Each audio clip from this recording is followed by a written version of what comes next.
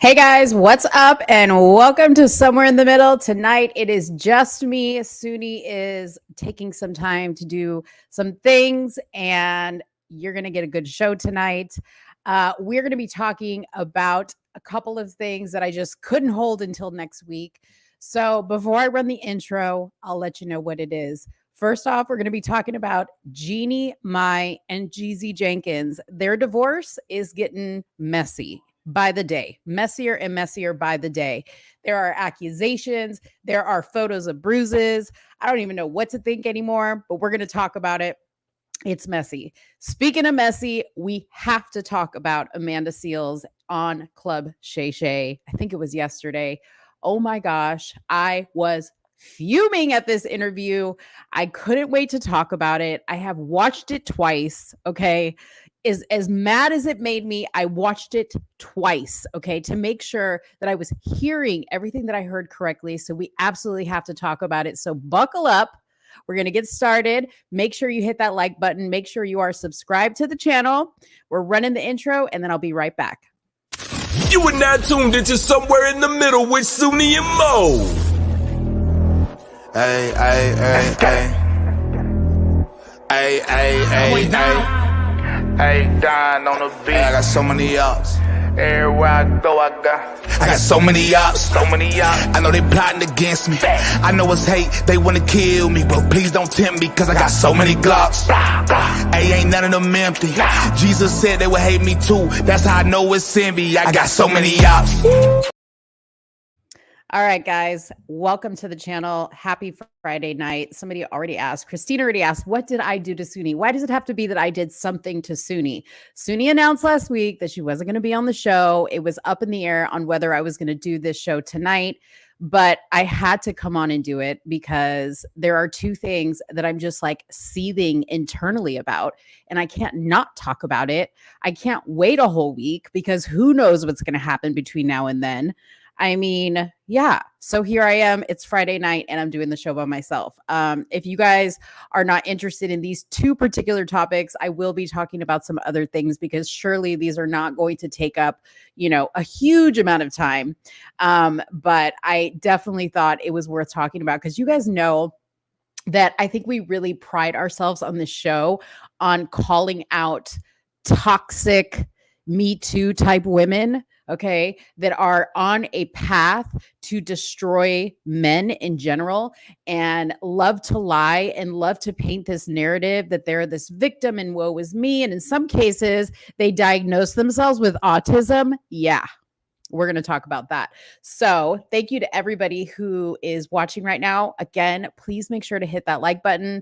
Please make sure to drop a comment and say what's up. I see Mad Cow. I see Christine. I see Birdman in the comments. There's 13 of you guys watching. I know Suni was live earlier. You guys are probably over there. A lot of you guys are probably over there. She's talking about the protests about Palestine and all kinds of stuff that is not YouTube friendly to talk about. And frankly, I know it's important and I know that we do need to talk about it, but you know what? I like to have a little fun and that's what I'm going to do. Okay. I don't want to spend my Friday night talking about boring political blah, blah, blah, blah, blah stuff that's not going to change. I want to talk about stuff that like really matters, like the greasiness of Hollywood, the audacity that some of these women have. I mean, I myself have covered, what's up, Joey? What's up? What's up, Wendy? I myself, what's up, Marlandon? Yes, and I will let you up if you want to talk, but just give me a second to get my intro out. Give me a second to get some of the information out, and then I will definitely open up the show for people who want to come on because I love when you guys come on. Okay. I myself have talked about a lot of topics in the news that involve men who are being falsely accused of things. Okay.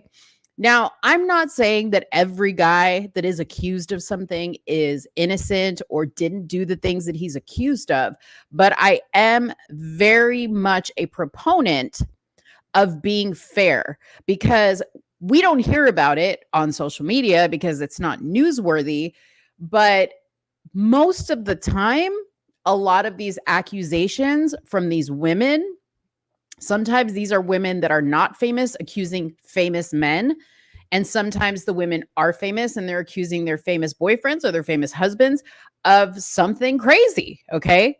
We have talked about the football player, Matt Ariza. Okay. There was all kinds of posts about how he was a rapist and he gang raped this girl who was a minor, him and his friends at a party and blah, blah, blah, blah, blah. And I took so much hate and abuse online for having the opinion that I had about it, that I really didn't believe this girl's story. And lo and behold, it comes out that she's lying. And in the process of researching that particular case, there were a lot of other cases that I came across where that was the same scenario. Okay. So it does happen quite a bit.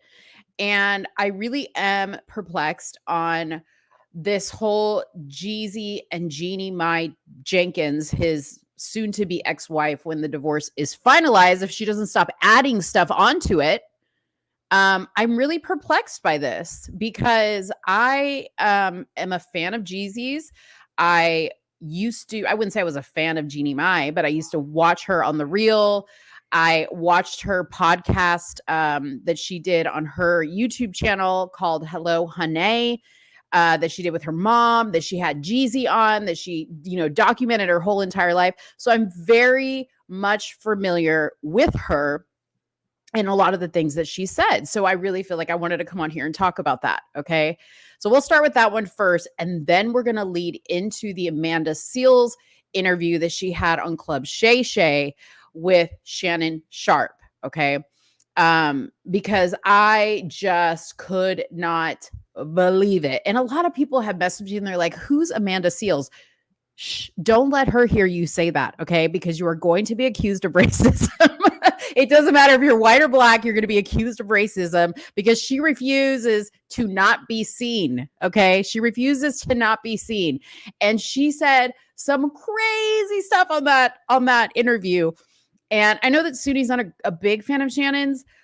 And there were some things that he did and said in the interview that I was just kind of like, come on, Shannon, like, give me a break. Okay. One of the questions was related to Candace Owens that he had a comment on that I was just kind of like, yeah, no, I don't agree with that. But he was taking a lot of hate on the internet for this interview because the internets felt like he was really not validating Amanda's feelings, even though Amanda herself said, I don't operate on feelings, I operate on facts. Mind you, by facts, she means her facts, not the facts. She means her facts. Her facts are reality to her in every situation. Okay, so we'll talk about that. There's a lot there. All right. What's up, Gabriella? Shout out to Gabriella, my hairstylist. You guys can't really see it because of the background probably, but I am a redhead now. If you want to see those pictures, go to my Instagram page. It's my red hair is in the thumbnail. It's beautiful. I love it. And she does an amazing job. Birdman said, you going to talk about the story I shared with you? I can't remember which story is that you shared with me. Remind me, because I get a lot of messages. I get a lot of messages and a lot of stories from people. So just remind me. I know that I'm kind of like, it's kind of triggering right now, a memory of what you sent me, but just remind me and I'll look it up. Okay. So let's get started. You're going to talk about Kanye's porn site. Yeah, we could talk about the Kanye, what is it called? Like Yeezy porn or something like that. I'm not understanding exactly what it is. And with Kanye, you never know because Kanye's always trying to stir up, the internets, and he'll use very crafty ways of doing it. Although I don't necessarily agree with Yeezy porn, but Yeezy porn could mean a lot of things. I don't know what he's talking about, but something tells me he's not literally going to come out with a Yeezy porn site with like porn, if that makes sense. I mean, well, maybe. I mean, he walks around with his wife looking like porn, so who knows? Thank you, Jacqueline, for telling everybody to hit the like button. Oh, the baseball player who was accused by a woman. Okay, cool. Yeah, I'll talk about that as another example towards the end of these topics for sure. So yes, guys, please hit the like button. Please just keep smashing it. I know I'm probably going to have a small crowd tonight, but it doesn't even matter to me. I just need to like get this out of my system. Okay. All right. So for those of you guys that do not know about the Jeanie Mai and Jeezy divorce, I'm going to show you their picture so you guys can see that. Okay. This is Jeanie Mai. This is Jeezy. Okay. Jeanie Mai, she's best known for being on the Real Talk Show with Lonnie Love, Adrienne Bailon. Coincidentally, Amanda Seales was also on that show for a very short period of time because she left the show because she felt like they didn't allow her to be seen and heard and talk about the topic she wanted to talk about.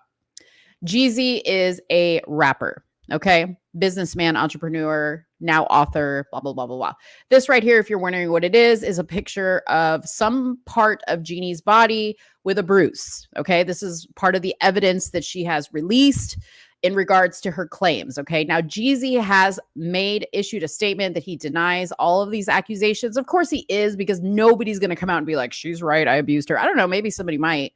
But he has made a pretty definitive statement, and we'll read that as well. Okay. So here's what the article on TMZ says. Jeanie Mai has fired back at Jeezy in their bitter divorce. And if you don't know about how the divorce started, I will update you on that as well. Okay. We're going to get you all caught up so you guys know what the deal is here. Okay. She is asking a judge to deny him custody of their child. They have I think she's probably almost 2 years old now, Monaco, cutest little baby girl ever, because she claims Jeezy has been reckless and abusive towards her. Now, these are new claims. These are not the claims that came out initially. In fact, initially, Jeannie said that she was blindsided by the divorce because Jeezy's the one that filed for divorce, not Jeanie Mai, not the woman that's claiming abuse. She didn't file for divorce. He filed for divorce. Okay. So, that's why Jeezy's kind of, I think, denying all of this, because she just keeps adding and adding and adding to this. Okay. And it doesn't seem like stuff is working, but that's what makes me all the more suspicious. The talk show host filed new legal documents Thursday that were obtained by TMZ, and Jeannie makes bombshell claims against her ex, who recently asked a judge to rip up their temporary custody agreement and grant him more substantial parenting time for their young daughter. So basically, Jeezy asked that he get pretty much primary custody of their daughter because Jeannie is constantly traveling and the baby is left with her brother and her mother. So he doesn't feel like, he's the father. And if the mother is not going to be present, why would she be left with family members when she could be left with her father, which I 100% agree with. I don't think that if the father is a suitable parent and loves his child, he should get any time that's available when she's not there to spend time with her daughter during her custody arrangement or whatever it is. Okay. So she's been traveling a lot for a show that she does with Mario Lopez, which there's other stuff there as well, because she's also being accused of having an affair on Jeezy with Mario Lopez. There was supposedly some chemistry between them. And that's just rumor. Okay. Like, I don't have any proof about that. Okay. So again, here are some pictures. I think this is a leg, maybe a knee. Yeah, that's what it is. A knee. And it's just showing some scrapes and bruises. And right here, you see that it says golf cart injuries. Okay. Now, the reason why it says that is because initially this was released with a bunch of text messages on WhatsApp between Jeannie and Jeezy, which I will read those as well, talking about her saying, look what you did. Look, baby. Like the way she was talking to him was not like how a woman who just got the shit beat out of her, which is how the internet was portraying it, would talk to the guy that beat the shit out of her. At first I was reading, I was like, maybe they had like some rough sex, and because you'll see later when I read through the text, but basically it came out after the fact that these bruises and scrapes were due to a golf cart injury. Okay. them crashing a golf cart or something like that. Now, according to the text messages, now that I know that side of the story and reading the text messages, sounds like they were drunk driving around on a golf course. Okay. So Jeezy claimed he had been getting unfairly denied time with their child, but now Jeannie has a scathing response, hurling allegations of abuse and dangerous behavior with purported photo evidence to boot. Okay. Now, before all of this photo evidence that she had, this is all we saw on her social media. So this was on June 18th of last year. This was on July 5th of last year, showing a very happy Jeannie and her daughter and a very happy Jeezy and his daughter. And on her show, all you ever saw and all you ever heard was her raving about how amazing their relationship was, how amazing he was, what a sweet soul he was, how shy he was. They did a whole series of their trip to Vietnam that was, that came out shortly before Jeezy announced that he was divorcing her, that they took this trip to Vietnam, her home country, and they went on this amazing, peaceful, soul rejuvenating retreat, okay, together. And they videotaped it and showed it. And of course, it's edited to show all the amazing parts, right? But that's what she put out on her channel. So this is all weird, right? In her filing, Jeannie outlines a few different instances of alleged abuse, including claims that Jeezy is prone to explosive outbursts, excessive drinking, and domestic violence. Meanwhile, Jeannie herself, and I'm going to show you a video clip of her admitting this, said that she has battled a lot of her life with a temper, a violent temper, she said. Okay. She also has, she promotes an alcohol brand. So I don't understand this. You know who you married. You married a rapper. You remember you said, I like my dark meat on the side, but white meat keeps me lean. That was when she was married to Freddie, her ex-husband. And they were talking on the show and they asked Jeannie, hey, do you like black guys? And she's like, yeah, I like black guys. But, I like my dark meat, but the white meat keeps me lean and mean is what she said. And, the internet just went after her on that one. Okay. What's up, Freeman? What's up, Robin Freeman?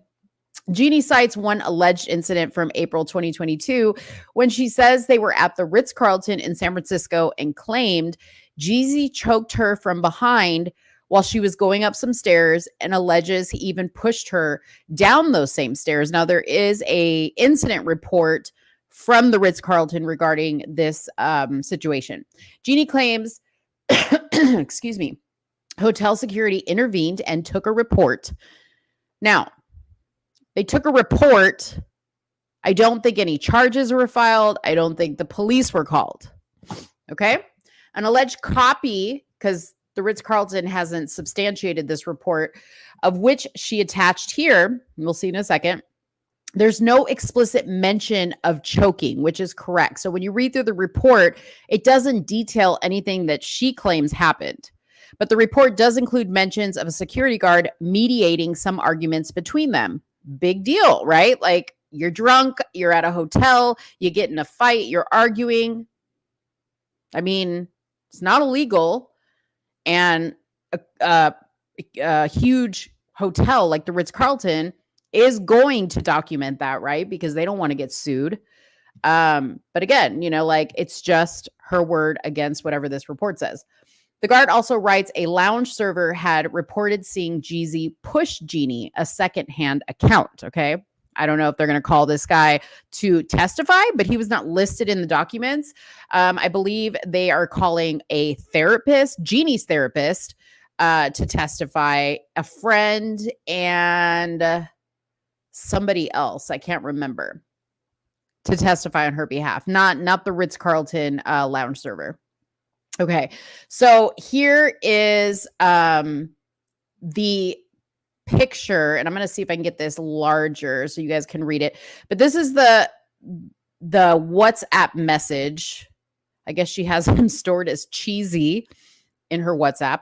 But here's the WhatsApp message where she's sending him pictures of the bruises. And she says, baby, I have a lot of dresses to wear this week.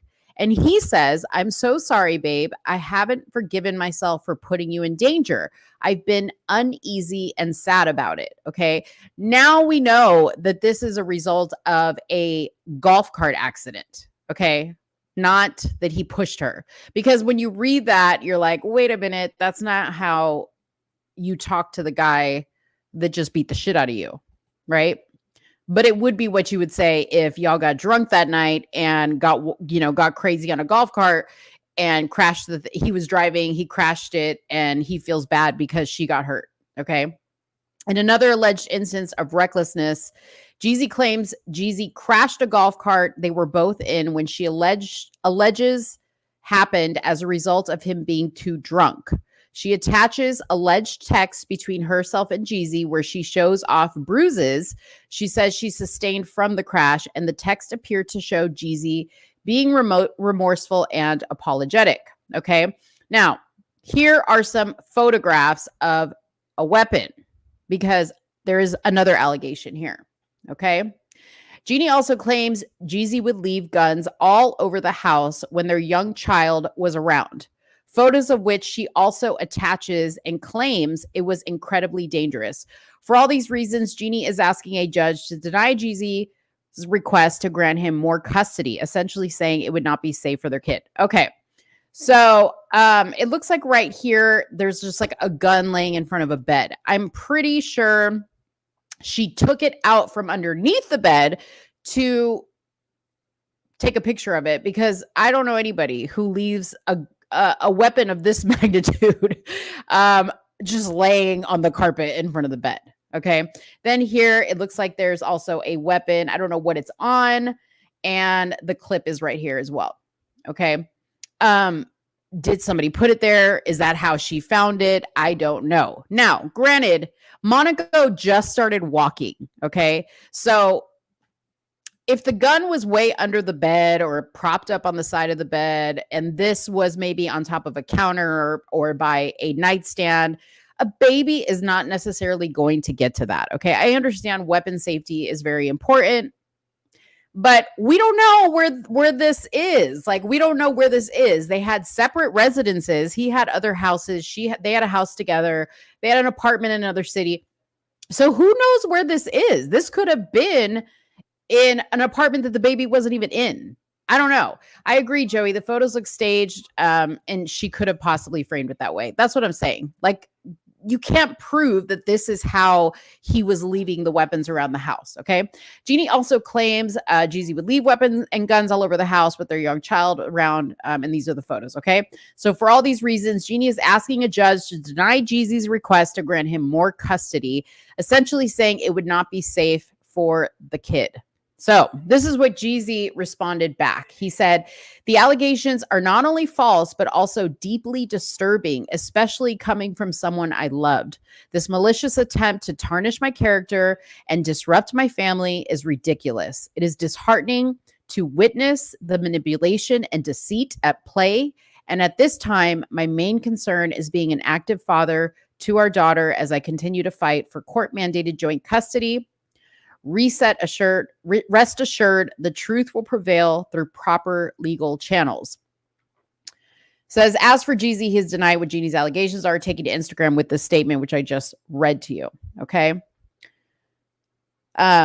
So I'm going to also show you a interview that Jeanie Mai did. And this was on, I don't remember what podcast this was on, but she was making a statement in regards to who she used to be before she married Jeezy. And she was quoted by saying, I didn't respect my ex-husband because he wasn't my equal. Quote, Jeezy is my equal. Okay. Now, this interview was done 2 years ago. They were only married for about 2 years and then they got a divorce. So this is a very recent statement that she made, but let's go ahead and take a listen to the statements made by Jeanie Mai. Grow out of that or stop or draw a boundary between you and that person. For example, I have a really hot temper. Not a lot of people know this, but it's just something in my family. I've seen it in my grandmother. Saw it in my grandfather, to my grandmother, to my mom, to my aunts, to me, right? But I didn't notice it in myself until I was with Jeezy. Okay.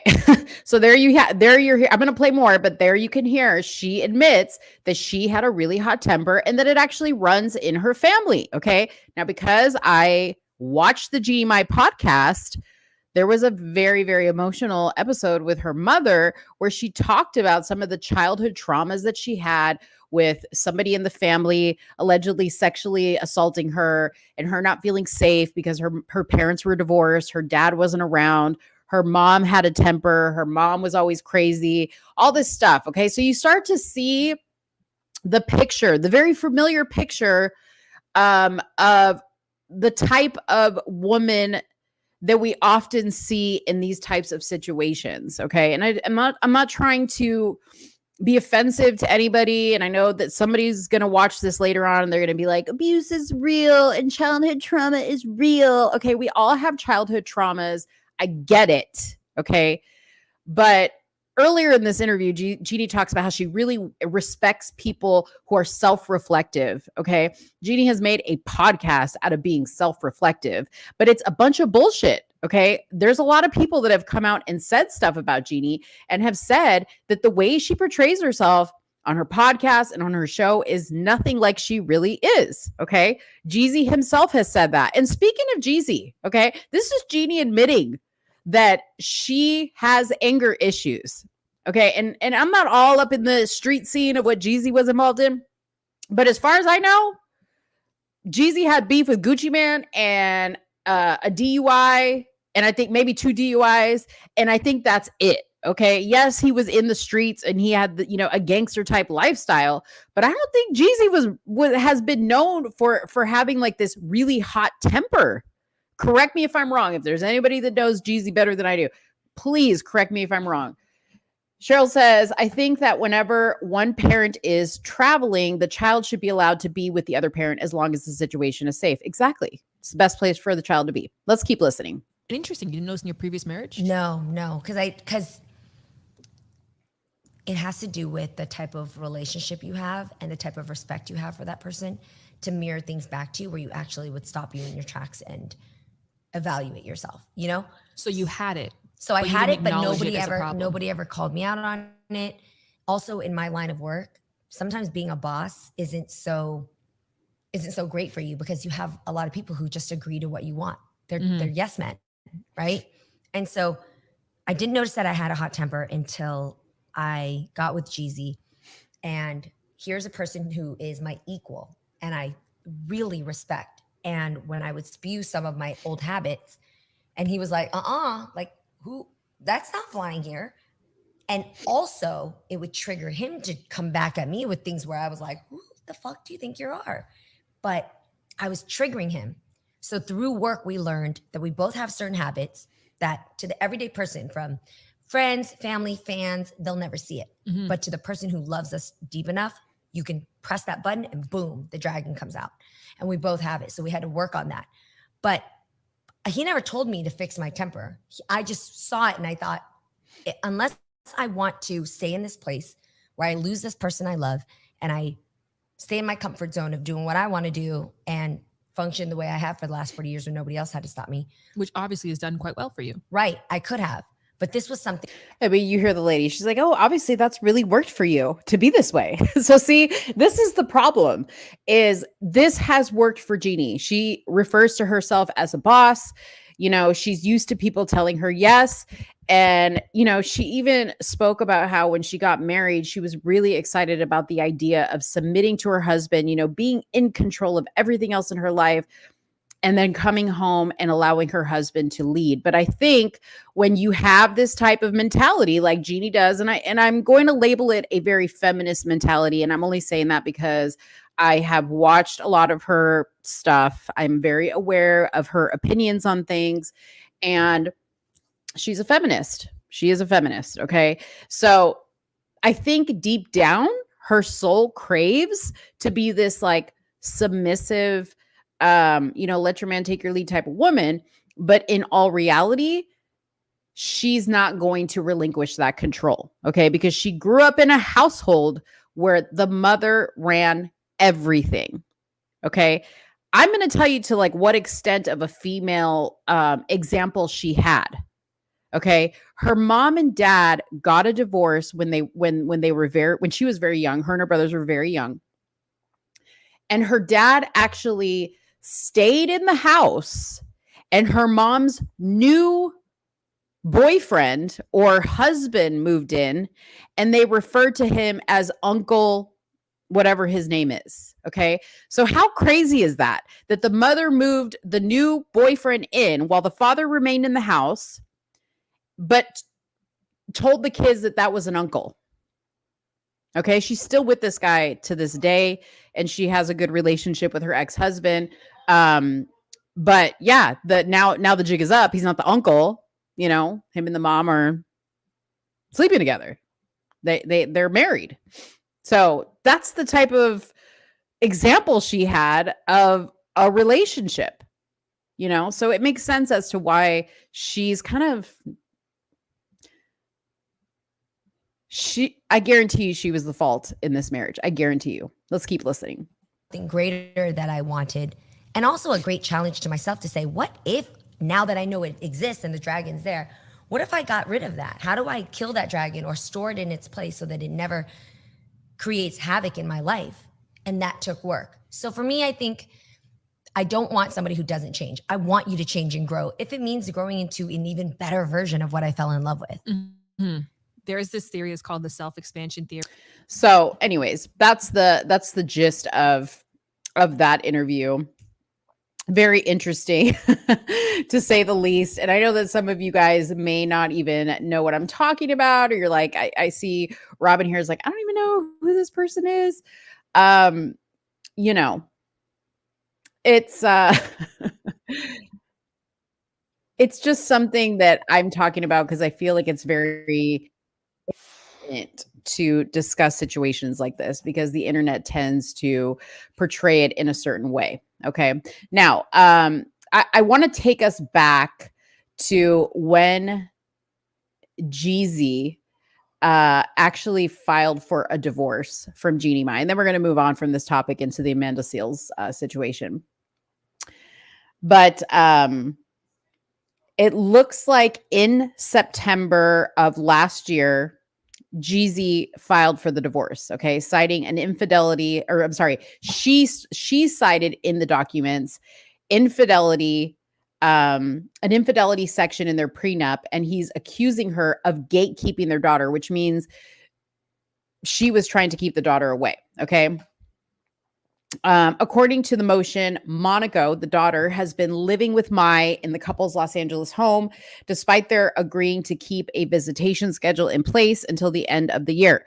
Jeezy claims that coordinating co-parenting responsibilities with her has become increasingly less feasible.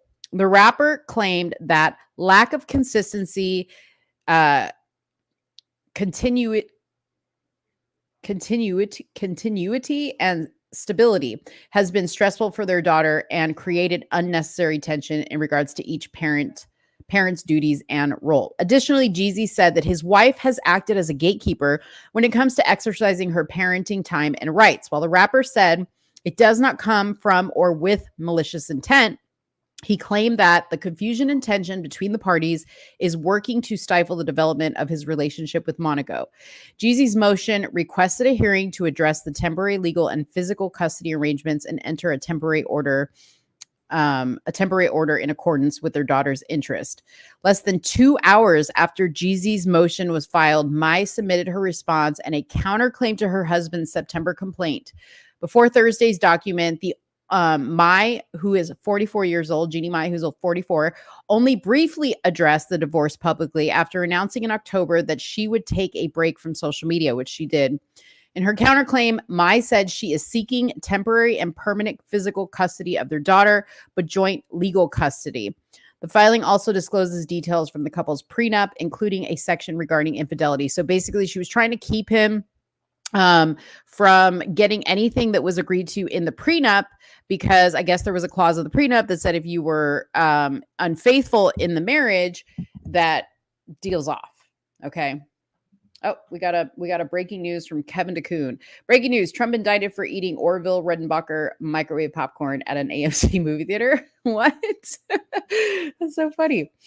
All right. So, in the event that either party engages in sexual relations, an emotional relationship, or is emotionally or sexually suggestive in communication with the third party via all forms of electronic communication, shall result in a significant financial penalty upon the adulterous party. That is such a weird thing, right? Like, that's basically saying, like, I think you're going to cheat on me, so I'm going to put this clause in our prenup. The portion of Mai's counterclaim did not share additional details about specifically alleged infidelity. So again, she made that statement and has no evidence to back it up. Incidentally, TMZ reported in September that the estranged pair were still living under the same roof in Georgia amid their split, and under the specter of cheating allegations against Mai that sources close to her have since shut down. The court filing also indicated that Mai requested that Jeezy pay her reasonable attorney fees and litigation costs, and that she be awarded a fair and equitable distribution of personal property acquired during the marriage. Mai and Jeezy married in March of 2021 after meeting on the set of their syndicated talk show, The Real. A year later, they welcomed their daughter. This was a statement that Jeezy made in October, after it was announced that he had decided to separate from his wife. I want to say this because it's important to look at how Jeezy has been from the start of him initiating this divorce and compare it to how she has been. I understand she's a woman scorned, right? He initiated the divorce. Now, I think statistics show that is a very rare thing to happen. Usually it is the woman, I think in 70% of the cases, that actually initiates the divorce. So for the guy to initiate the divorce, something had to have happened, okay? But this was his statement when he announced that he had filed for divorce from Jeannie. He said, despite this, meaning the file for divorce, my love and respect for Jeannie remains, and the time we spent together holds a cherished place in my heart. Our beautiful daughter is the best gift from our relationship, and I'm committed to assuring she feels the love and stability she deserves. So that was a statement that he made, and she really never came out and said anything nice about him, Earlier that month, Adversity for Sale, which is the book he wrote, the author admitted to actor Nia Long, which Suni and I covered this interview on the show, that he and Mai went to therapy together before deciding to split. Long, who also split from her husband, NBA player Ime Udoka, made headlines in 2022. That was a very weird interview for her to be interviewing him, but whatever. He said, by me releasing love towards them, I no longer have to be connected to the negative feeling of being hurt and disappointed. So something definitely went down. And I will say, I really do, appreciate that Jeezy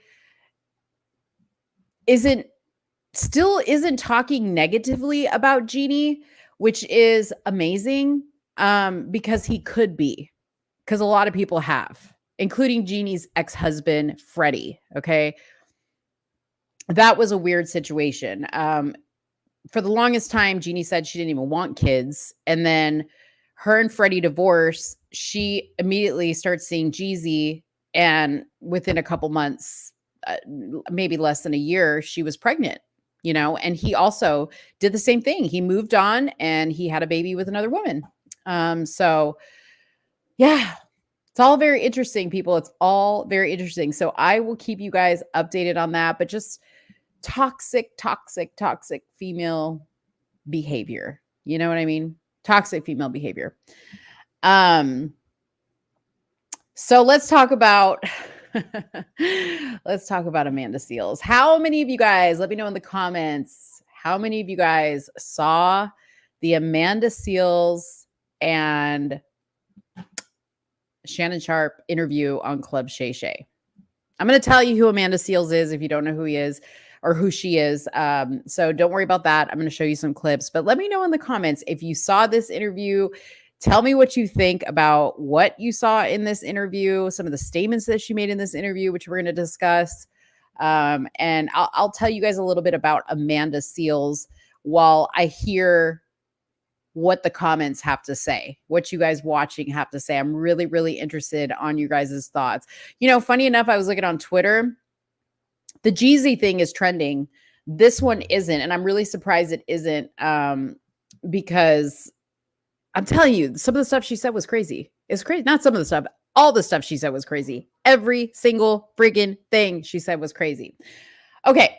So Amanda Seales. Amanda Seales is a American actress. Okay. She has been famous, like most recently, she was in the HBO comedy series called Insecure, funny enough, that was directed and created by Issa Rae. Here we go. I suffered through the interview. Directed and created by Issa Rae, which Amanda also went for in the interview. And she had some interesting things to say about Miss Issa Rae. She has also been a co-host on the talk show The Real with Jeanie Mai. And I have like a funny clip of her, you know, talking about race on The Real and Jeanie Mai trying to interject and her just like not having it. I'll try to find it for you guys. But Amanda has been, you know, kind of like I don't know if you'd call her like a D-list actress. She used to be on Russell Simmons' Def Poetry Jam. What was it on Amanda Diva on MTV2, Sucker Free Countdown on Sundays, which was also on MTV. She was on True TV. She did a stand-up comedy special, I believe, on HBO as well, called Bring the Funny. I don't think that was very successful. Clishawn says, she's so irritating. I know, she is so irritating. And she has been a judge on a comedy competition series along Chrissy Teigen and Jeff Foxworthy and blah, blah, blah, blah, blah. Okay. She hosted the BET Awards. This I didn't know about her, that I found out during the Club Shay Shay interview, but she actually replaced Natalie Stewart from the group Floetry. If you guys were fans of the group Floetry, like this is how insignificant she was. Okay. Is like, they literally told nobody that Natalie was gone and they just like slid Amanda in and she was not well received. She was not well received. And I don't even remember that. Like, I don't even remember her being in that group. She was featured on a few songs, blah, blah, blah, blah, blah. She has her podcast called Small Doses. She had a game show called Smart, Funny, and Black. Let's see. She did activism. She's big on activism right now. She did anti-smoking campaign, 10 hours of walking in New York City as a woman. She did a show about that. She did a live stream on Katy Perry's YouTube channel where her and Caitlyn Jenner got into it about white privilege. Surprise. Surprise, surprise. And she said that's what really kicked off her activism, by the way. She's also signed with Artists for Ceasefire, an open letter to Joe Biden and presidents of the United States calling for a ceasefire of the Israel bombardment of Gaza. She had a Sirius XM radio show. You know, here's the thing about it, okay? All this stuff that she's done, and I guarantee you, a lot of people like don't really know all of this stuff that she's done. You know what I mean? The thing, like, they probably know her best from, I would say, The Real is probably where she was known best. And I'm going to show you this clip because this is really like what got the hosts on The Real, even the hosts on The Real were looking at her kind of sideways. But in February of 2020, she made this controversial statement. You guys are going to die when you hear this. Okay. She made this controversial statement on The Real defending Jussie Smollett. Or Smollett or whatever his name is. Okay. After he was arrested, remember, for faking the hate crime where he was like attacked by black Trump supporters in the streets of Chicago while holding a sandwich. They poured bleach on him and put a noose on his neck. And mind you, he never dropped the sandwich, y'all. He held on to the sandwich. Okay. Anyway, she went on to defend Jussie. And she said, quote, even if it was a hoax, for the sake of bringing attention to this, then I'm low key okay with it. And I think it's noble. That's what she said. Okay. At the end of the day, in 2022, Smollett was found guilty of orchestrating a fake hate crime and sentenced to 150 days in prison. So you guys know how that story ended. I'm sure she knew that that was a bunch of bullshit. So she had to stand behind him because she's all about protecting Black people unless they don't protect her back. And then she will turn on you in a second. Okay. Then she was also criticized for portraying an Alpha Kappa Alpha on her series Insecure, blah, blah, blah, blah, blah, blah, blah. Okay. Anyways, let's move on to the Club Shay Shay interview. Hold on. Let me get to Joey's comment right here. He also never took the nose off, even after the cops asked him in the body. Oh, the noose after the cops. After the cops asked him in the body cam footage. You want to take that off? Yeah. Remember, he walked all the way to his apartment with a noose on his neck and kept it on while he waited for the police to get there. Freaking hilarious. Okay. That story, I'm sorry. That story's funny.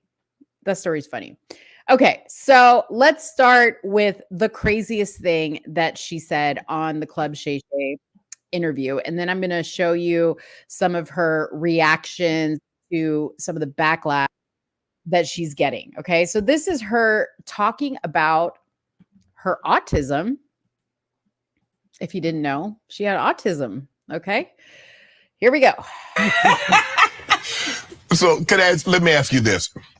How old were you when you got diagnosed, and did you always feel that you was different and you felt something was wrong?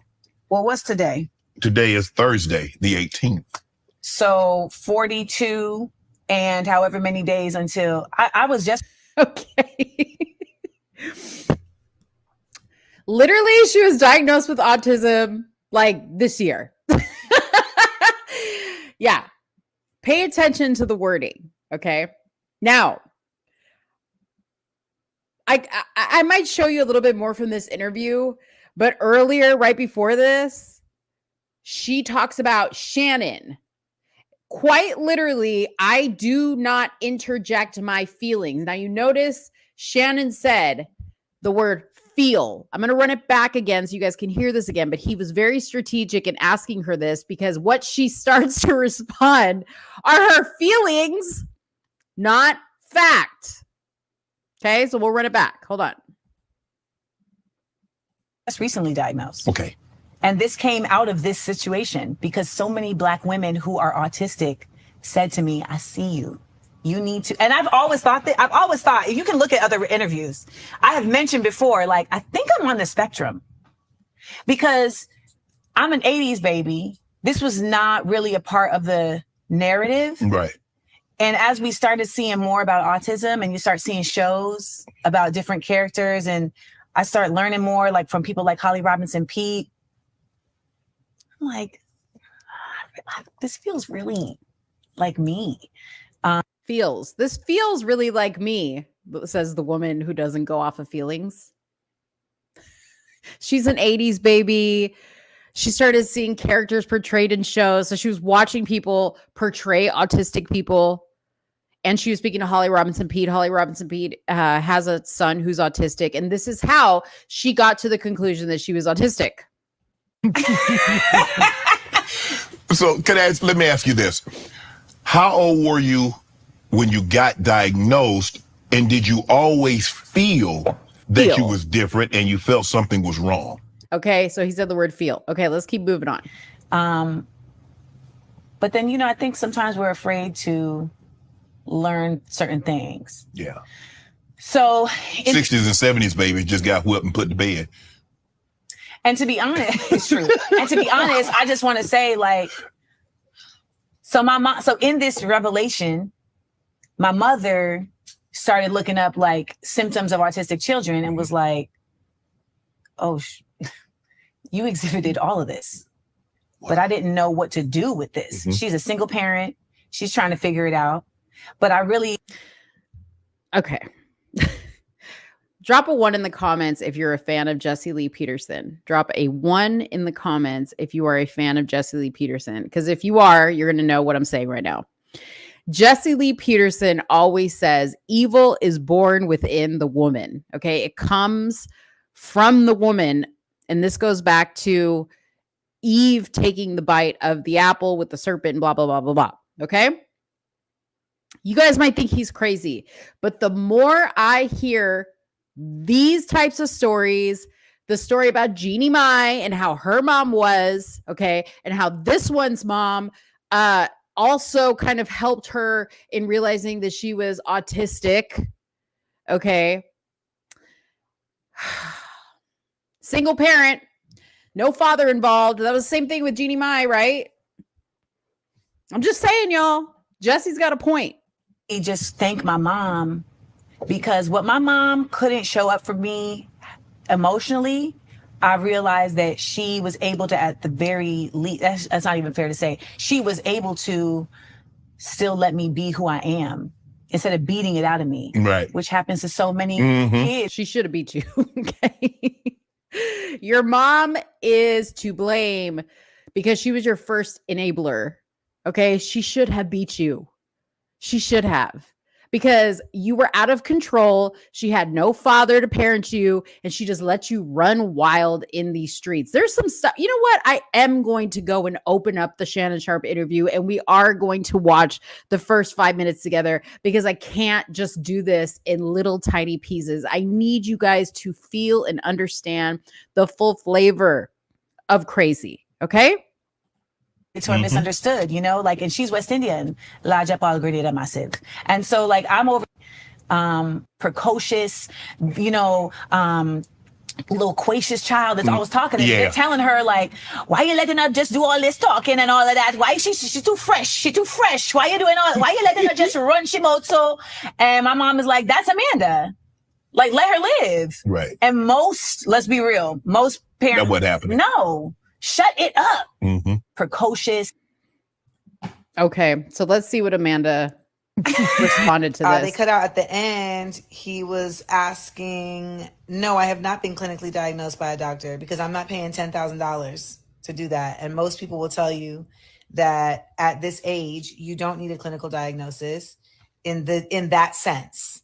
And I think that's the other thing. It's like, we are so conditioned here in this nation to really only consider something in one kind of way.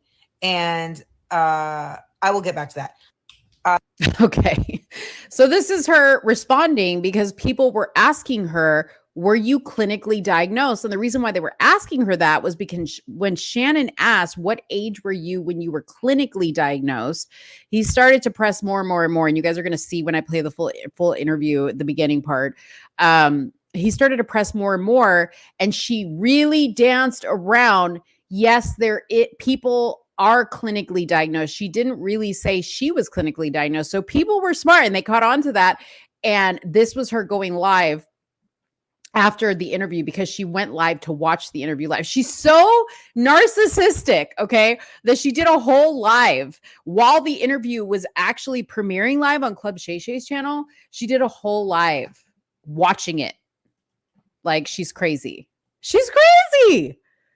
She is crazy. Okay, let's see what else she had to say about another topic. All right, I'm going to give you a little bit more of her response, and then I'll bring some. I'll post the link. So if you guys want to join me in here and say any comments, while we watch the Shannon Sharpe interview, okay?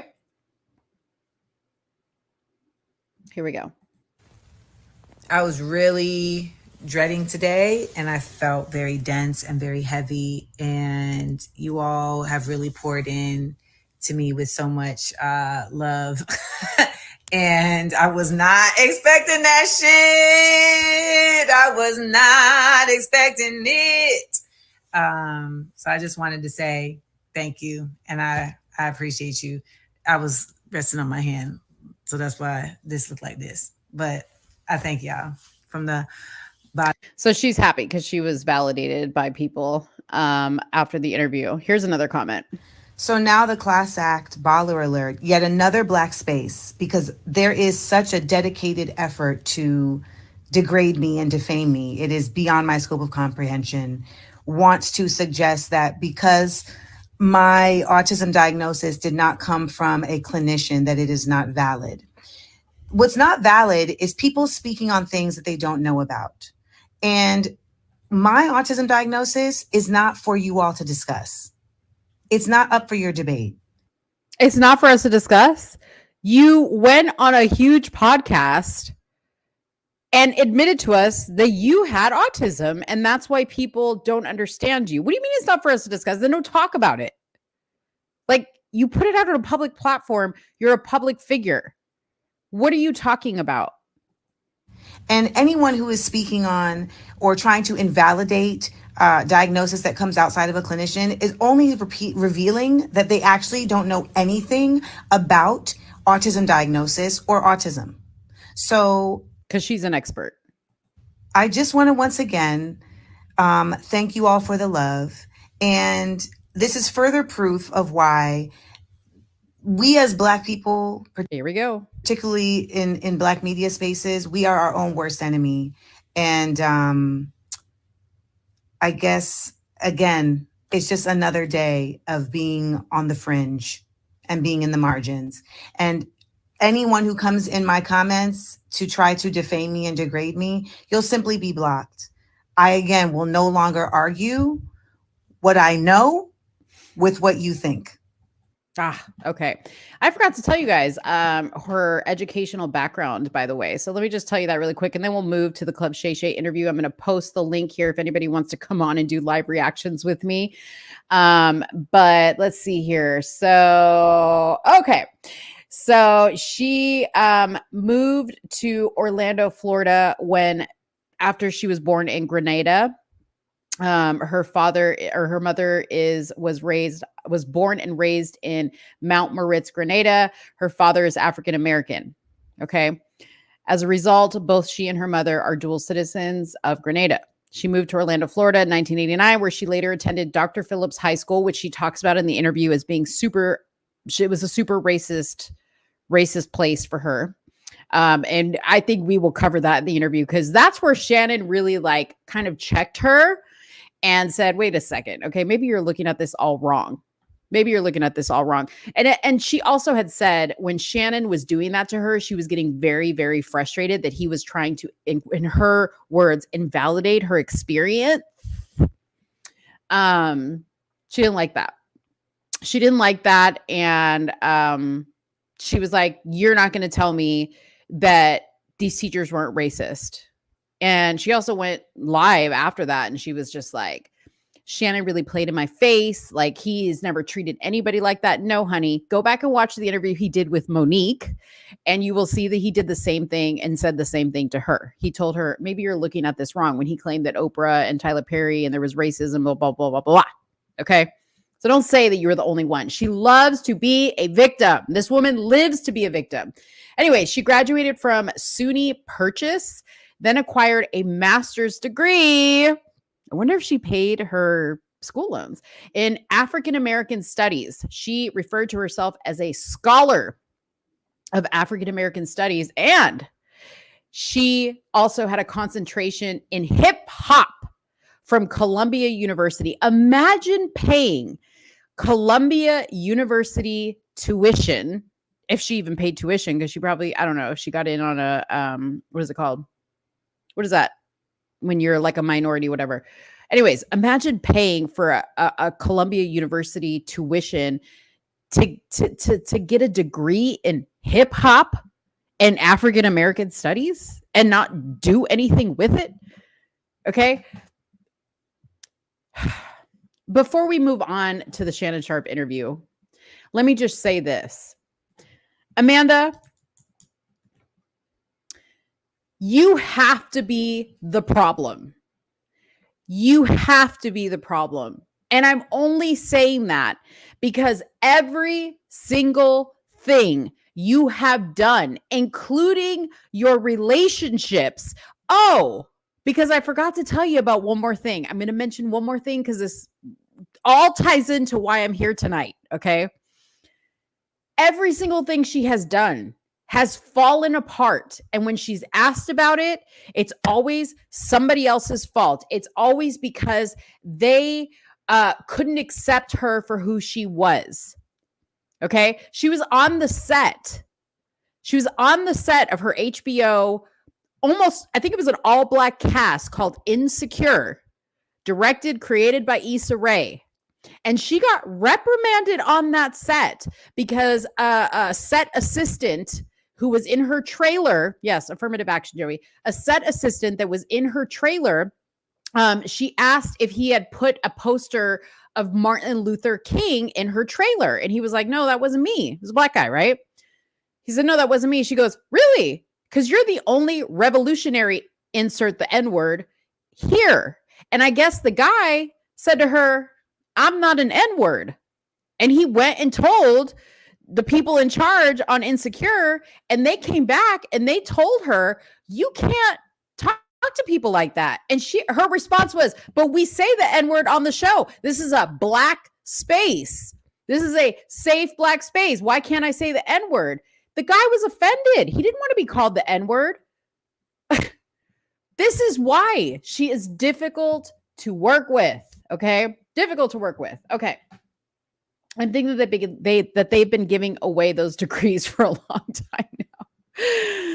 Oh, yeah, man. This was a 3-hour interview, y'all. Like, we're not going to watch the whole interview because let me tell you, she goes in from the very beginning. So we don't need to really like go probably more than like 5-6 minutes in. Okay. In the meantime, I'll drop the link in below.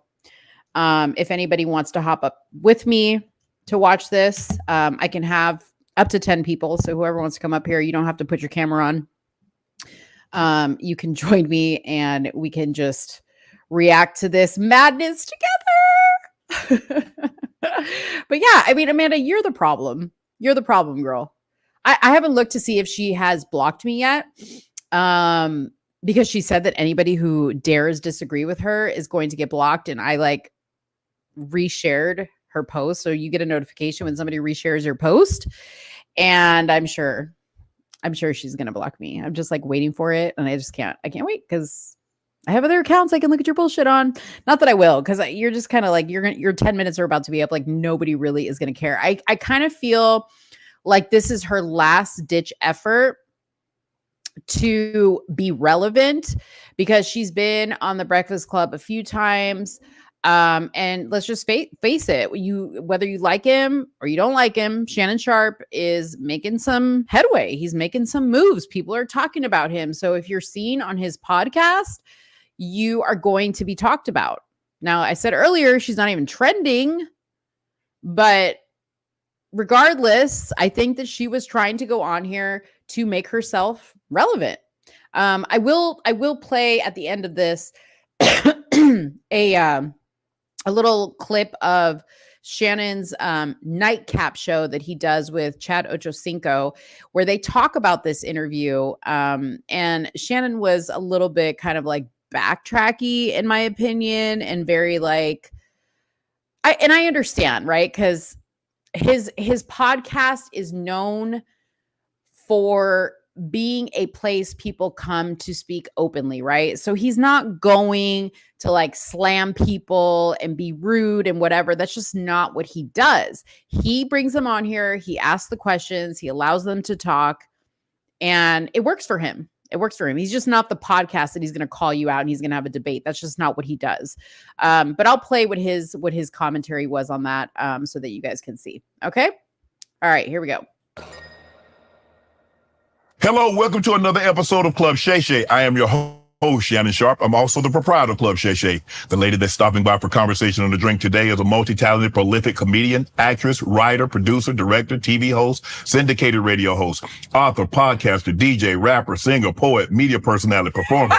cultural commentator, content creator, an industry veteran, social media star, NAACP Image Award nominee, hip hop scholar, entrepreneur, CEO, a philanthropist, an activist, a Renaissance woman. She calls herself a common sense specialist, the people's favorite truth teller, or truth translator, as she prefers to call herself. She says what folks are actually thinking.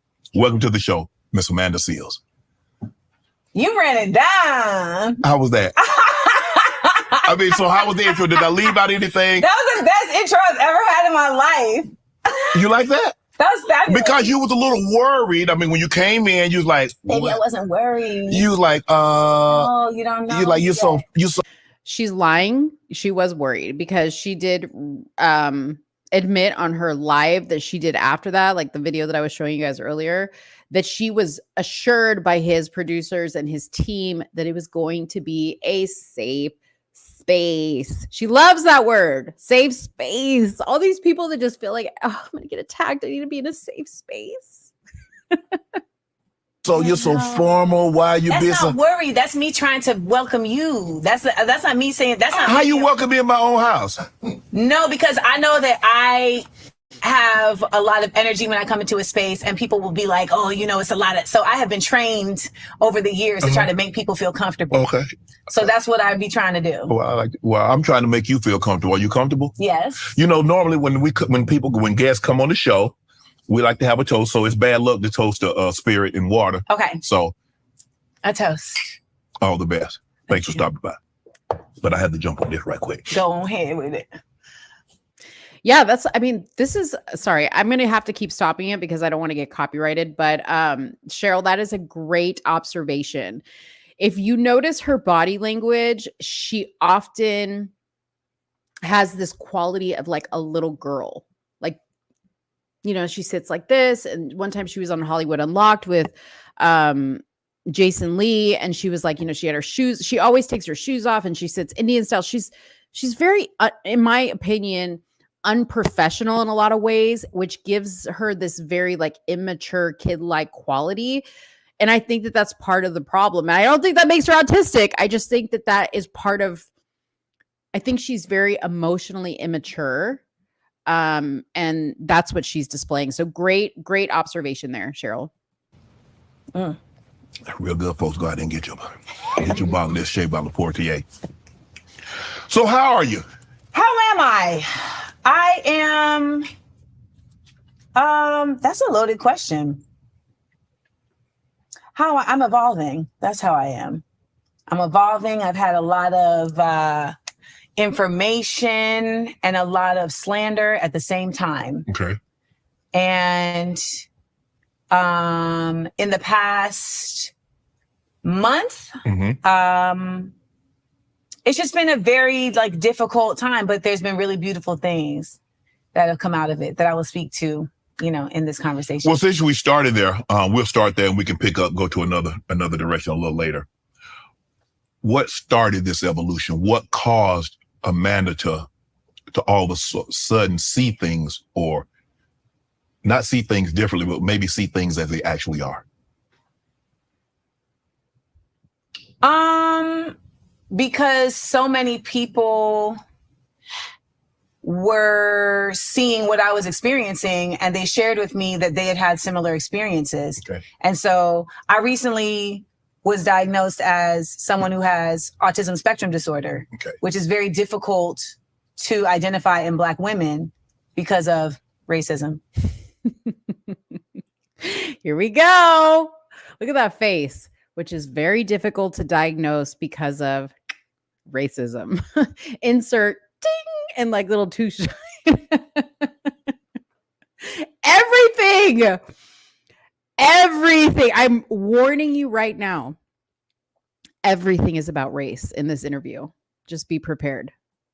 So what exactly is autism spectrum? Because I hear people say you're on the spectrum. It used to be called Asperger's. Okay. But that is. It used to be called Asperger's. So you guys, FYI, Asperger's has gone away. So my friend, I'm not going to say your name because I want to keep everything like, you know, private. But I have a friend whose daughter has Asperger's. Let your daughter know Asperger's no longer exists. She's cured. is no longer what it's called Okay. because to my knowledge, Asperger was a Nazi. Okay. Even Asperger's is racist. Do you guys see what I'm talking about? From the jump, this interview is crazy. From the jump. But what it simply means is that your brain functions in a different way. So you're neurodivergent, and you also have certain tendencies that are considered outside of what the neurotypical way of things is. Okay. And a lot of times that can have you present in a manner that people misrepresent. Okay. Okay. Which is the story of my life. Okay. And so when all of this started ballooning out of nowhere and people were saying, you know, you're unlikable and you're a bully. No, not you're a bully, but you're being bullied. And these were tropes that have been associated with me before, but I'm in a new level of visibility at this juncture. Mm-hmm. And you get people saying things like, you are difficult, you are mean, you are nasty, and you know that you're none of these things. Right. But they're attributing it to things that are not actually action-based. Like, I don't cheat people. I don't lie to people. I don't stab people in the back. Okay, let's talk about that for a second. She does. Okay. I don't remember the guy's name. Last name was Roll. He was a football player. He turned into I think a surgeon. But there was a controversy with her where she had mentioned on a show that this was back when he was a football player, that this guy had like slid into her DMs, and she kind of was talking about it. And after she mentioned his name, some women came to her. I don't know who these women were, came to her and said, "Oh my God, he's so sexually inappropriate. You know, he answered the door. I was like going on a date with him and he answered the door in his underwear and blah, blah, blah, blah, blah." And they basically accused him of being sexually inappropriate with them. Right. So Amanda, being the activist and, you know, the defender of all people that she is, instead of, you know, saying, you know, dang, that's crazy, you know, I'm going to choose to kind of stay away from this guy, she took to publications and social media to defame this poor guy and speak on all these women that had accused him. And she basically called him an outright rapist before any proof was given. The guy was never, ever found guilty of any type of sexual assault.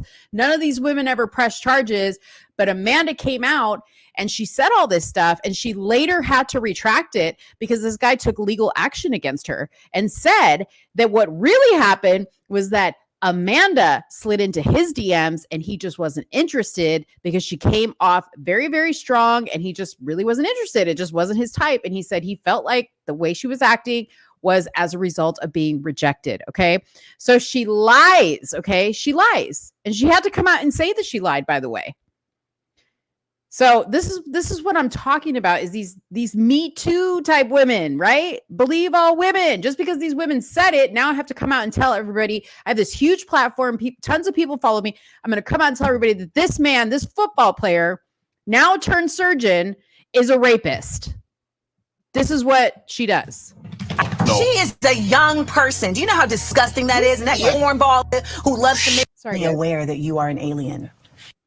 Action-based. Like, I don't cheat people. I don't lie to people. I don't stab people in the back. I don't operate in mendacity. I am not duplicitous. I don't do none of this shit. But I have a certain tone about how I speak. And that makes people feel like, oh, I'm mean, because something about the tone that I speak in doesn't make them feel a certain way. So can I ask you this? Not to cut you off, but were they people that you had a relationships with? Were this in the workplace that you became difficult, or are this people that you just have general interactions with? These aren't people I've met. Okay, so what she's saying is people she has never met are having an opinion about her, and that's who she's talking about. These are the people that are accusing her of being a certain way. So she cares about the opinions of people that have never met her. So nobody she's ever met has what she's saying is there's nobody that's actually met her in person that has these feelings. However, she goes on, and we're not going to listen to this whole 3-hour interview, but she goes on to talk about all the people that she's worked with that she's fallen out with. So again, she lies. Okay. Notice, like, when he asked her the question, she goes in for the drink. Okay. I have seen enough of these things to know, what's her name? Amber Heard. Okay. To know a lie when I sees a lie. I know a lie when I sees a lie. And she's got all the attributes of a liar. So is the people who are saying these things about me have never met me. And that's impacting you? Right? Yes. Why? For a number of reasons. One, I am not a sociopath. 2, it is actually a part of being autistic that you are very, very, very sensitive to what people think about you, because you are always. I don't know. I don't know if that's necessary. I don't know. I don't know if that's a fact about autism, that you are sensitive to what people think about you, because I have had, I don't know if that's the case with all autistic people. I'm not an expert, so I'm not going to say yes or no to that. But if you have somebody that's this autistic and you know a lot about autism, I don't know if that is a indicator. Okay. Is keenly aware that you are an alien. You are keenly aware that you are different. You are keenly aware that something is very odd about you. And you're always trying to make the room feel good. We literally just talked about it because it's my habit. Right. It's my habit to try. I don't think all autistic people are always trying to make the room feel good. I have known autistic people who are not interested in being in a room full of people. They don't want to be around people. They don't like social stimulation. Some of them don't like to be touched. Some of them, have sensory issues. She's generalizing here, and she's making herself sound like an idiot. Cry already? I've only been here for like 5 damn minutes. She's about to cry. It is my habit because I've always been labeled as this. You think you know everything. It's not that I think I know everything, but I really did know the answer.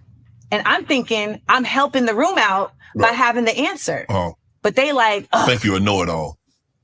You're a lot. You're a show off. You're extra. In my sophomore year of college, I was put in a suite with 7 other women. And the day I got there, my name had been ripped off the door and thrown on the ground. Look at this. Her difficultness traces all the way back to college. Actually, it goes back to grade school. But I mean, remember she said the people that she has problems with are people that she doesn't even know. I didn't even know these women. You lived with them. And 2 weeks in of them not talking to me, I said, listen, I'd like to have a Friday night where I buy a bottle of tequila and we all just sit around and y'all can take shots and tell me why you don't like me. And see, this is the other thing. Like, why would you do that? If you get the sense that people don't like you, why would you say, hey guys, I'm going to buy a bottle of tequila and we can all take some shots and you can tell me why you don't like me? Why do you care? Why? Who cares? Like, go hang out with people that like you. I lived with people in colleges that I didn't like. They were just roommates. Why do you care? She wants to matter so bad. I've said this before. All we care about as human beings is we want to matter. And this is what you are seeing, is somebody who's very, very transparent about the fact that it kills them that they don't matter. You're just seeing how that affects them on the outside, or that they feel like they don't matter, Everybody's reason was, I don't like you because you think you all laugh. I don't like you because you extra. I don't like you because you a show off. None of that shit is anything like, I'm not harming them. Right. Like, I'm literally just trying to But exist. They formed this opinion of you prior to meeting you. Like, I'm just trying to exist. I'm literally just existing in the world. And it's a fucking problem. And so when you are I'm also an only child, okay. I didn't have like built-in support systems outside of my mom. I didn't have like that brother, sister support system. And so I've always felt like the outsider. I've always been an outlier. It's always interesting when people call me the mean girl. I say I must have turned into a bad bitch because I was flat-chested and loud for a really long time. Like, I was always the bullied one. Right. I've bullied for all type of shit. But when you ask, like, why does that bother you? It's because no one wants to be invalidated. I don't think anyone is really okay with that. And I think that also as a Black woman, we are always kind of put in this position of appeasement. And how do you not disrupt the space? How do you not disrupt the space? And if you're going to not like me, I would at least like it to be for a legit reason. Okay. And I'm so happy to be in this. Who? Yeah, we'll talk about her outfit in a second because she changes her look quite a bit. I'm okay with you not liking me, but I would like you to not like me for a legit reason. Okay. I don't know about you, but anytime somebody has not liked me, I don't care beyond that. Like if you don't like me, that's whatever, for whatever reason, that's your prerogative. I'm not dead set on understanding why you don't like me. And I'm not going to say, well, I'm not going to accept that until I feel like the reason you don't like me is a good reason that I agree with.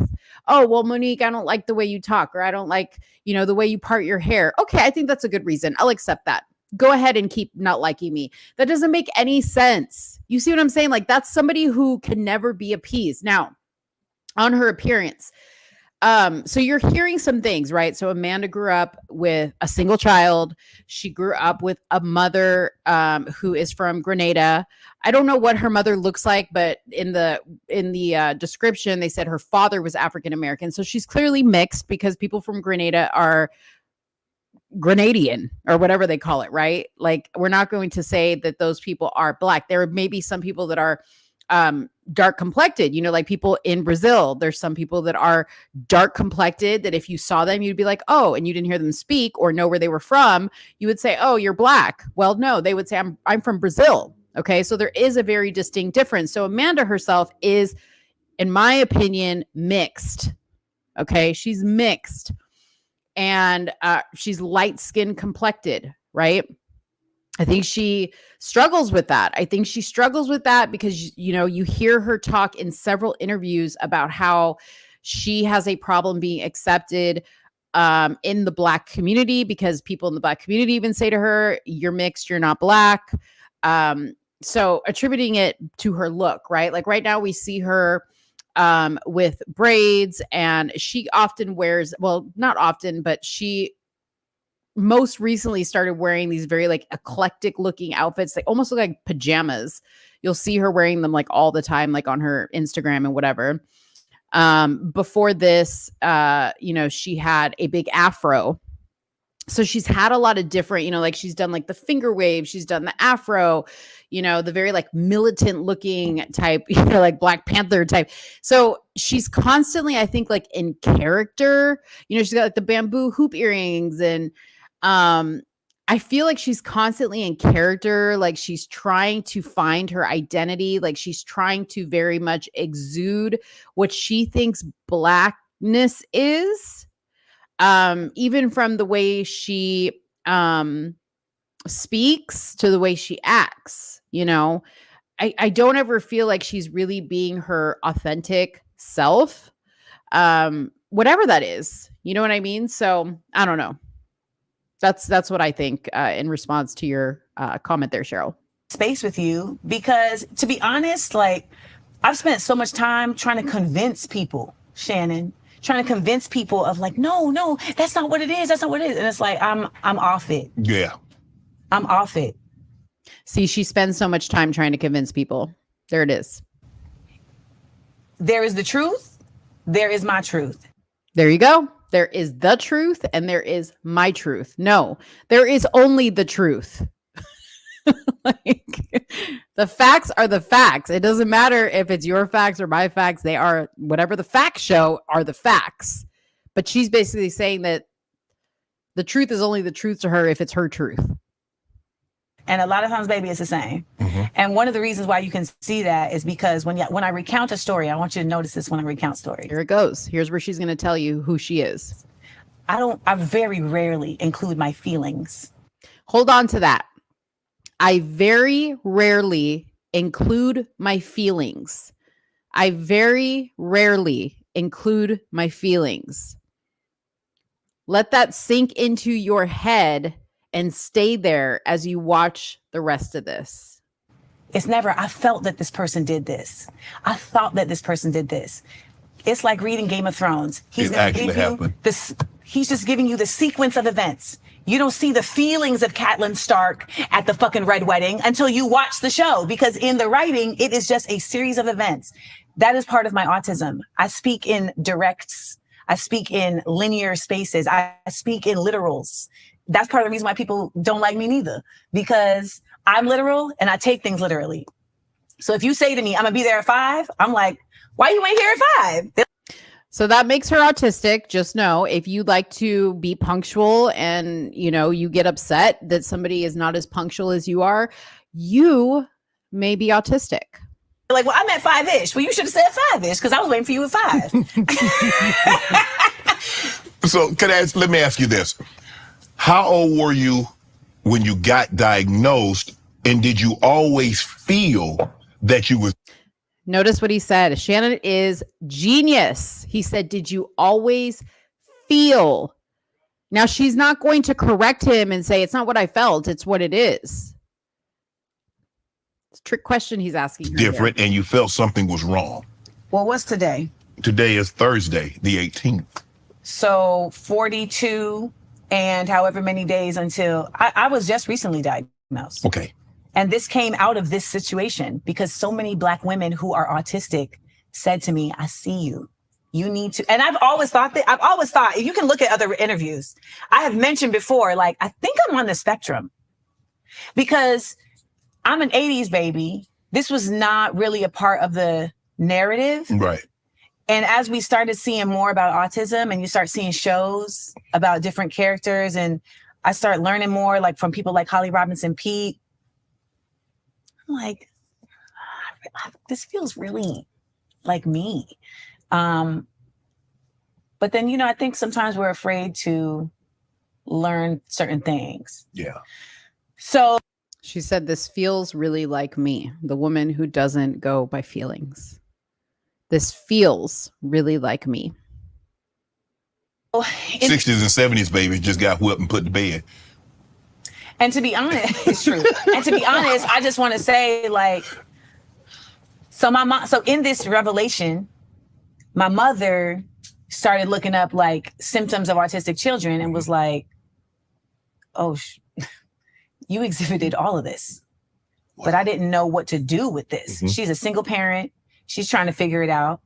But I really just thank my mom, because what my mom couldn't show up for me emotionally, I realized that she was able to, at the very least, that's not even fair to say, she was able to still let me be who I am instead of beating it out of me, right? Which happens to so many kids who are misunderstood, you know, like, and she's West Indian, Laja Palgrida Massive. And so, like, I'm over here being this precocious, you know, loquacious child that's always talking, and they're telling her, like, why are you letting her just do all this talking and all of that? Why she's too fresh? She's too fresh. Why you doing all? Why you letting her just run shimoto? And my mom is like, that's Amanda. Like, let her live. Right. And most, let's be real, most parents. That's what happened. No, shut it up. Mm-hmm. If my father had lived with me, I would never have been the person I am now. Because did you hear that? If her father had lived with her, she would never be the person she is now. No, you wouldn't, because your daddy would have set you straight, guaranteed. And I kind of wonder why your dad wasn't around. Jesse Lee Peterson would have said, your mama ran your daddy off. That's what he would say. Because he wouldn't have been able to handle it. And I believe that he is autistic too. He probably couldn't handle your mama either. Oh, wait, did y'all hear that? She believes her dad's autistic too. So she not only self-diagnoses herself, but she self-diagnosed a man she's never met, probably, based on what her mama told her. That's funny. He's because he's brilliant. Right. He's just he was never seen the way he needed to be seen, and so it turned into narcissism. But you can be brilliant without. Did you ever stop to think that your dad's a narcissist? That maybe you may be a narcissist? Like maybe that tiptoed its way down into your gene pool, not the autism, the narcissism. About being autistic, though, right? Hell yeah, 1000%. Okay.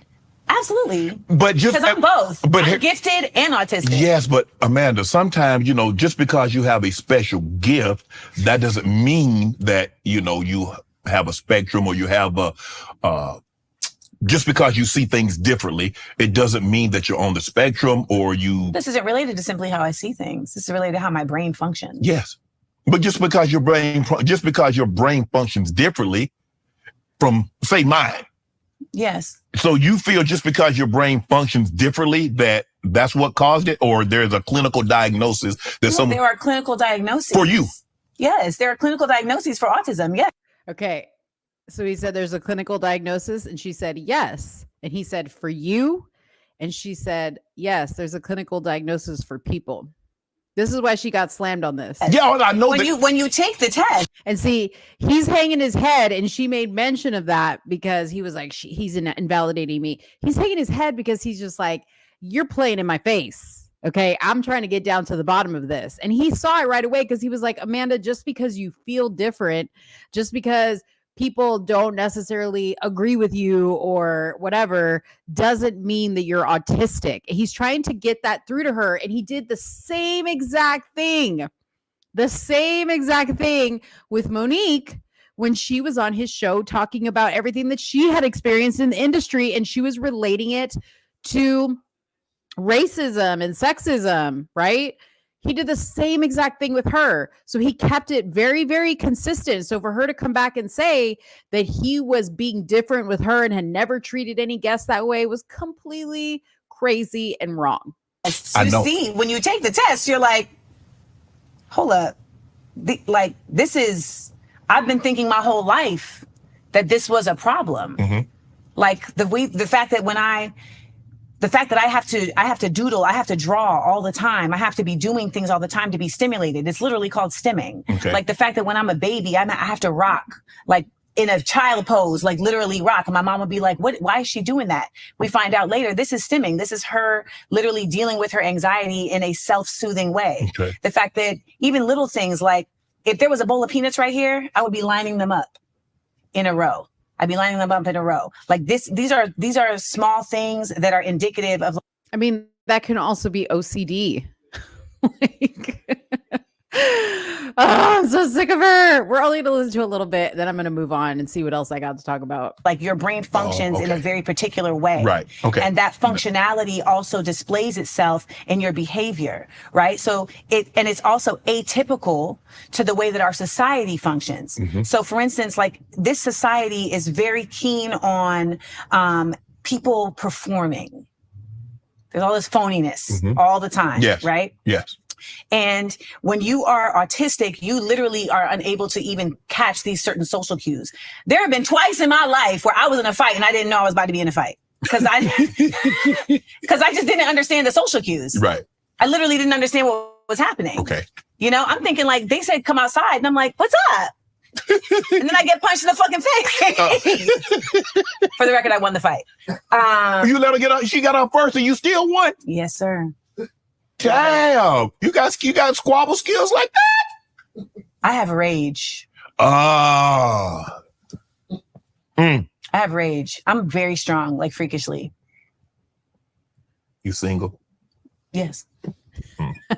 You want to talk about it? Nah. Here we go. Another woman admitting she has rage, just like Jeanie Mai did. She has rage. That must be an autistic trait also. I love how Shannon said, you single? And she said yes. So yeah, that brings me, let's just leave it right here. I'll leave you guys on a cliffhanger. We watched about 15 minutes of this, just kind of. We're going to talk about it later. So but let me go show you guys the Club Shay Shay. The Club Shay Shay after of the guys talking about this interview. Of the guys talking about this interview because it was pretty funny. Okay, so let's watch that and then we will move on. Hello, it's your favorite sports thunk here. Don't forget, Lorde said Amanda was on your ass in that interview. Did y'all see the interview with Amanda Seals? I missed it. I keep seeing all the tweets, and all the tweets are the same. I can't believe I agree with Amanda Seals. So does everyone not like Amanda Seals or something? I don't know the backstory, but for some reason, whatever she said, it must have been good because everybody agrees with her. Whatever it may be. She was Hollywood, especially Black Hollywood, is kind of shunned her. And everybody is kind of shaped through their childhood and their personal experience. So you see life through your prism, your lens. Right. And so she's had some things happen in her life that kind of makes her ultra defensive. She's a highly intelligent woman, very intelligent, very well read. But I think sometimes, she thinks everybody's out to get her. And so until she's comfortable with you, she's going to keep that guard up. She's going to keep the guard up. Because I asked her for a hug earlier. She's like, nah, I don't hug. I asked her, I said, give me some doubt. She ain't want to give me no doubt. But once I told her, I said, Amanda, this is a safe space. You can tell your story. Right. She saw it back. She paused. She's like, can I have a hug? And then she was cool.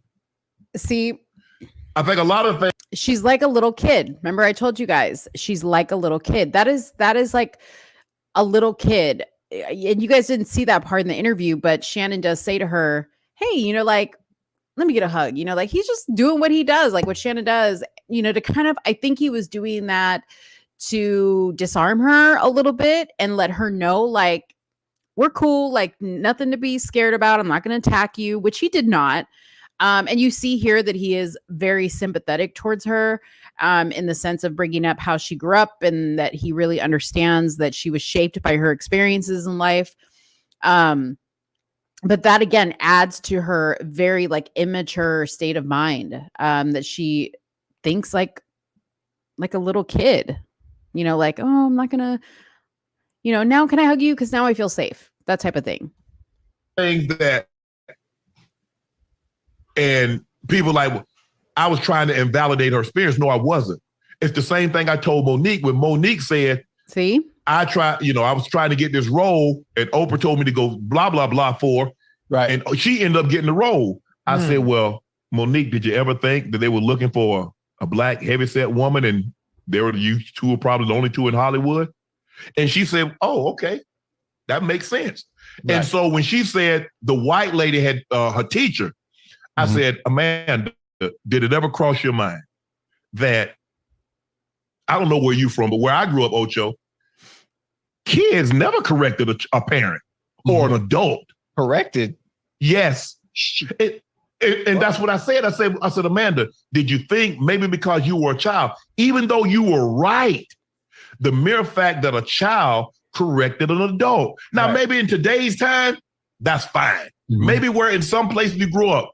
But I don't ever remember being in a situation, a child couldn't even interrupt an adult conversation. So what he's talking about here is further in the interview, Amanda talks about a time when she was in high school or she was in elementary school or something, middle school maybe, where the teacher called a parent-teacher conference with her mother because Amanda was constantly interrupting the teacher to correct what she was saying. Okay, so Amanda has always been this very opinionated, outspoken person, which she herself admits to. But the only difference is that she didn't just say, oh, I've always been this outspoken, opinionated kid, and I was always getting in trouble in school, and they had to call my mom to the school. She said it was clear that white teacher was racist against me because I was a Black girl. And, Florida's known, that's what she said. Florida was known for being extremely racist. And that's why. And so that's what Shannon's talking about is he said to her, well, did you ever stop to think that during those times, it just wasn't acceptable to talk back to an adult or correct an adult? And did you ever think that had it been a white kid doing the same thing that they would have gotten the same reprimand from the teacher? And she was like, absolutely not. No, I don't think so. So that's what he's talking about here. You couldn't pull on your parents or your grandparents' leg and say, hey. I'm like, huh? No. So that's what I was saying. I said, maybe Amanda, it wasn't racism. Maybe it was the fact that a child was correcting an adult. But that was her experience. That's what, and like I said, I mean, that's how she felt about it. But I enjoyed the interview. I enjoy talking to people. Yeah, I mean, everybody. And I do my research, but I try to go in with as clean a slate as I possibly can, because I don't want what someone else has said about her to influence what I think of her. Right. Yeah. I'm going to come up, I'm going to ask the questions. And then at the end of the day, hopefully when she sees it, she'll be pleased with the finished product. But I ain't got no problem with Amanda Seales. She was great. She's very funny. She has, and I do believe some of the people have done her wrong. And I think a lot of, because that's what you deal with. We all go through it. Dealing with men or women, you're not dating them, you're dating their childhood, their past traumas. That's what you got to get past. So I'm excited. I was excited to have her. She was great. She taught me a lot of things. But she's highly, highly, highly, highly educated. She's real versed. She can sing. She's a comedian. She's a writer. Is she married? No, she's not married. She's not married. I love Chad. He was like, "Is she married?" And you know what's funny is he really does play it off like, "No, I'm just saying because those are a lot of great qualities to have." And you know, it's odd that she's still single. Something to think about. Same day, I mean, yes, I'm listening to you list all the qualities that she has, and I'm just curious if she was married, because that sounds like that's a great catch for someone. Yeah. No, that sounds like some flaws for some men. Because see, my man in the middle, I don't know who that is. Gilbert something. I don't know who that is. But my man in the middle gets it. Okay. He's like, yeah, that sounds like a lot of problems. And not that a woman being educated is a problem, but I think he's a little bit more well-versed with Amanda Seales than Chad Ochocinco is on the right-hand side, because he understands exactly why she's single. She's difficult. That's why she's single. It's not so much that she's educated and well-versed and all this stuff, but on top of all that, she's difficult. That's what her problem is. As educated as she is, right? Yeah. She's there's a standard of a man that she's looking for. Right. Yeah. If it's not on the same educational level as her, she's going to look down on. And but that is, if they're more educated than her, then they talking down to her. Right. So these are the type of women that will typically be single because they can't find the equal partner to. They are. She wants someone that's versed. She wants someone that's inquisitive. She wants someone that wants to travel. I mean, look, to each his own. Ocho, I'm not everybody's cup of tea. I understand that. Right. Gil's not everybody's cup of tea. Even with the kind of money, even with the kind of finances, you found your mate, Rail. Right. Even with Gil's in our finance, we understand that some people like, I don't care how much, he can have $1 billion. I ain't rocking with him. And that's okay. Right. I can have a different perspective than Amanda. That's okay. Right. I don't think any less of her. I don't think any more of myself. But people like, well, just because I didn't agree with everything she said, oh, you trying to invalidate her? No, bro, ain't nobody trying to invalidate her experience. Right. You know, I think about it. Gil, you single too? No. All right, they're gonna start going into their own relationships there. But yeah, I thought that was pretty funny what the guys responded to that. Anyways. Gabriella, my hairstylist, she's so funny. She says, now I understand that I'm very difficult and that's why I'm single. Yes, girl, that's why you're single, because you are difficult. You're a pain in the ass. Too much for a man to handle, that's for sure. That is for sure. Okay, guys, so let's see if there is anything else that I wanted to talk about. Oh, you know what? Oh, darn it. I'm going to have to watch it. So tonight was the second day of the NFL draft. Why is my camera blurry? Focus here. Hold on, guys. We need to fix. That's better. Okay. So last night was the kickoff of the NFL draft. I don't really care about the draft at all, like the teams and all this other stuff. I am there for the debauchery, the fashion, the girlfriends, like the shady girlfriends that are sitting next to them, or like the little side pieces or whatever. They didn't show too many girlfriends at the NFL draft, aside from the guy that got drafted by the Chicago Bears. He was the number 1 NFL pick, and I forget his name. Let me see if it's in here. Well, shoot, there he is, Caleb Williams. Okay, so this is why Caleb Williams is not my pick. Okay, first of all, he came with a painted fingernail. He's the guy that painted his fingernails, and he also has been seen in pictures of wearing a dress. He's like, what's his name? Dwayne Wade, Gabrielle Union's husband, the one where they have the tranny kid. He's like him 2.0 in the making. Okay. It's probably the reason why he was the number 1 pick in the draft, because he is clearly showing that he's willing to push the agenda that they want to push. But anyways, the only girlfriend that I saw really was his, and she really annoyed me for some reason. I don't know. Nobody knows who she is. But to me, she was like Brittany Mahomes 2.0, He's Dwayne Wade 2.0. She's Brittany Mahomes 2.0. She showed up like in this like silver sequence dress, and I was just like, it's his moment, not yours. Like, what are you doing?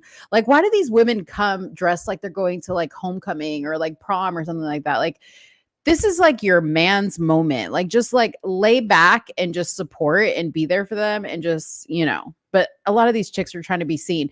But one of the reasons why I love the NFL draft and why I kind of wanted to highlight it for a second was because, we did talk about the women's NBA draft and the debauchery of all the outfits there. The ladies just didn't do it for me. I love the NFL draft because I love the fashion that the guys be bringing. Okay. Now I'm going to talk purely on the outfits because, truth be told, I kind of feel like they were all the Shador Sanders look, of like the glasses and the twisties. They all kind of had the same look for the most part. Some of them obviously didn't, but a lot of these guys did. But I really love the cute little outfits, like the guys just bring a different type of class. And I don't know if it's because, they don't have as many options as the ladies do, but I love when they bring in the color and the different sneakers and the jewelry. You know what I mean? Like, look at this. This is just too cute for words. Like this little outfit, they got this little studded football. This is Lautu. I don't know. Here's Marvin Harrison from the Arizona Cardinals. I don't know where he got drafted to. I'm sorry, he got drafted to the Arizona Cardinals. I don't remember what college he came from. But he was super cute. I believe he is the one that on the inside of his jacket, y'all, he had a picture. Let me see if I can pull it up. He had a picture of his hold on one second. Give me just a second here. He had a picture of his family. I believe it was him. Give me just a second. No, it was a different guy, but I'm still going to show you this jacket because I just died. I died for it. Okay. Why is it not?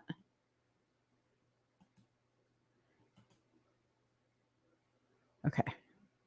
Hold on. There we go. Look how cute. Look how cute this is. So inside of his jacket, he had all of his family memories inside the jacket. And I thought that was so, so sweet.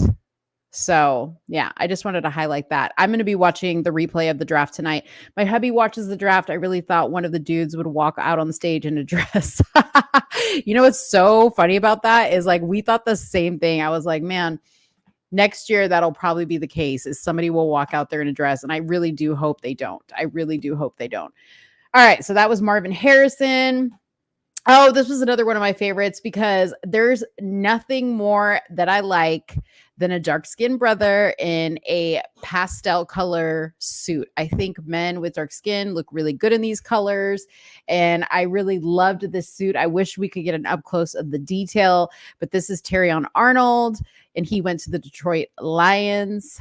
So yeah, that was really cute. And he like really like spoke to the crowd and like hyped them up. And it was like, I really enjoyed the moment because he grabbed like the commentator's microphone and he was just like, yeah.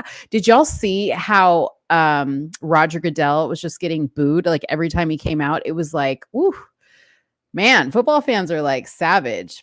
All right, this is Jaden Daniels. He went to the Washington Commanders. Love his shoes, love his suit, again with the pastels and the silver diamonds. I mean, again, the guys just bring a certain level of fashion that the ladies don't. Okay, this guy was my favorite, JC Latham. He went to the Tennessee Titans, and I'm going to tell you why he was my favorite. I believe this is a Van Cleef and Arpels necklace, diamond necklace. Shannon Sharp actually had a Van Cleef necklace on. Van Cleef is like, I can spot a Van Cleef from a mile away, and I love Van Cleef. But so he has on, I believe these are Van Cleef and Arpels diamonds. He's got the grill, he's got the suit, he's got the shoes, but shout out to the suit because ladies, this guy's body is so big that this suit was barely hanging on for life. Like his arms are so big. Like you could see like the pleats right here. Like I know most of these guys have to have their suits custom made, but this was about as big, I think, as they could go. So shout out to this guy. And he is, I think, like 6'4", 6'5". He is a super, super tall guy. The lady that interviewed him was just like, so how excited are you to be drafted by the Tennessee Titans? She's like holding the thing up the side. It was hilarious, but I really liked him. He was sweet, but I like a big teddy bear guy. And then, this guy right here, the nail painter. I don't know. Girl, that's a woman's necklace. I'm sure it is, but you know what I mean? Like diamonds are diamonds. Okay. Diamonds are diamonds. His suit was cool. Like it's cool, but like, I was just turned off by the fact that he had on clear nail polish and then silver nail polish. Like I just wasn't here for it. This is Malik Neighbors. He went to the New York Giants. I love that he's got his chain with his nickname Leak on it. He's got a little handkerchief here that looks to be something like a pictures of something. But again, soup is dope. It's clean. I love when they pair it with a nice pair of shades and then it looks oh so cute with their hats. This is Darius Robinson. He went to the Arizona Cardinals. He came with a pop of color. He came with like a rainbow suit. I love it. Had a great set of teeth on him. Okay, Darius, shout out to your dentist. Hate the sneakers with the green outfit. Let's see. Let's go back to it. The very first one. Oh, you didn't like that he wore, those are Converse. Yeah, I can kind of see that. It's funny because the outfit looks a little bit more green in this picture than it is right here.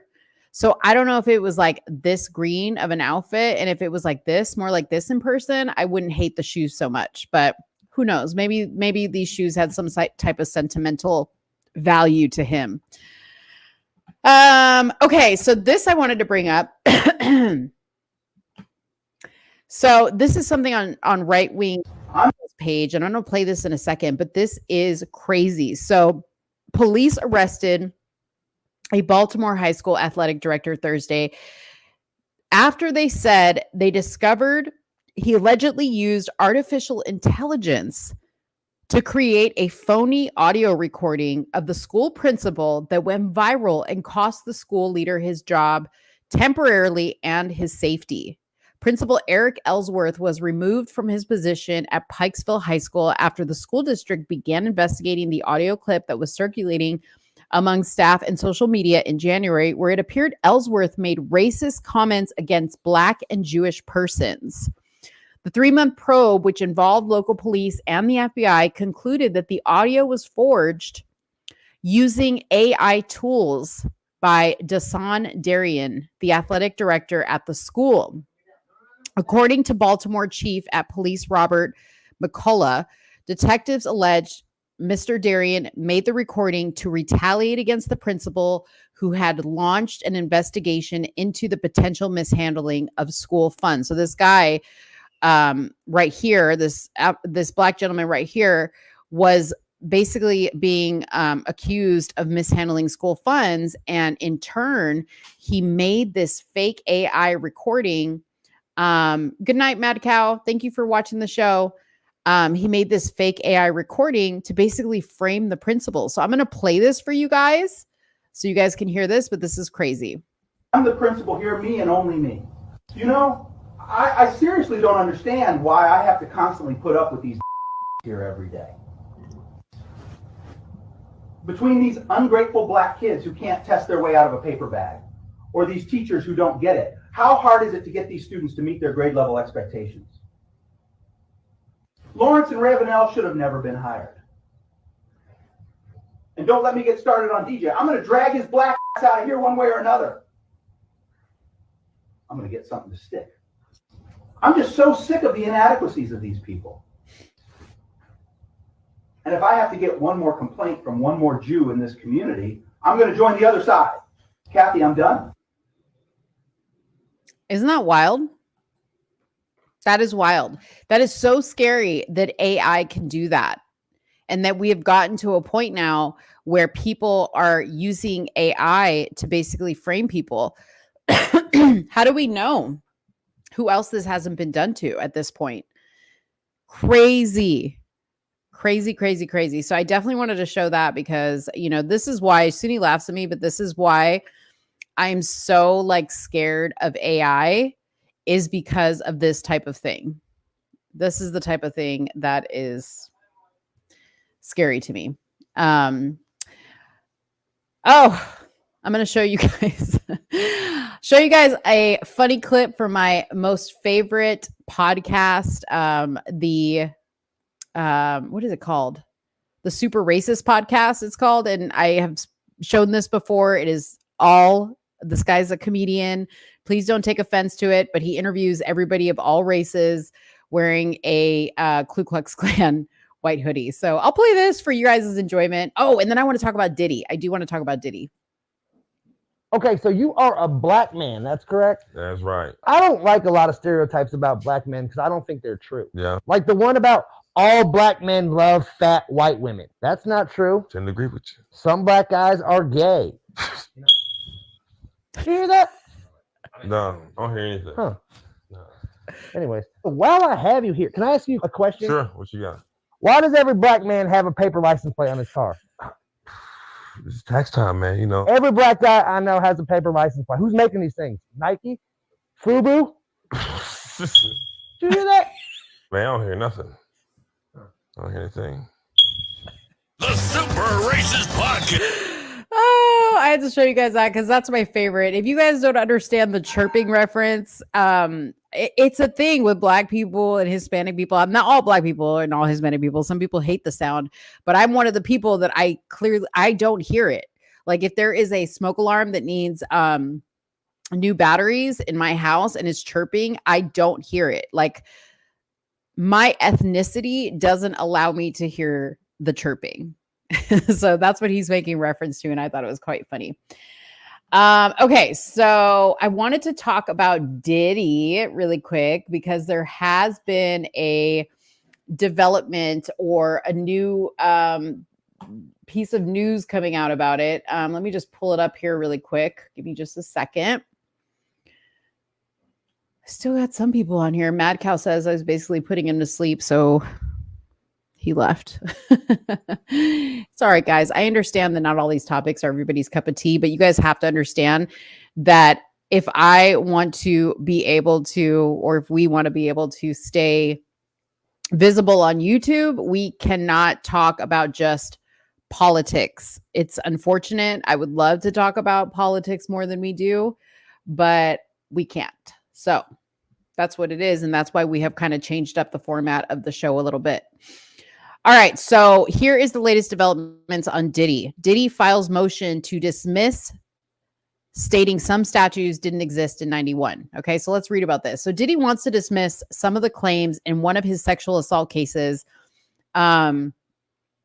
claiming he can't be sued under laws that didn't even exist at the time of the alleged incident. According to the new docs obtained by TMZ, Diddy's lawyers are firing back at claims made by Joy Dickerson Neal. This is another suit that I don't think we've talked about, but this was a woman who filed a suit against Diddy in November, claiming he had drugged and sexually assaulted her back in 1991.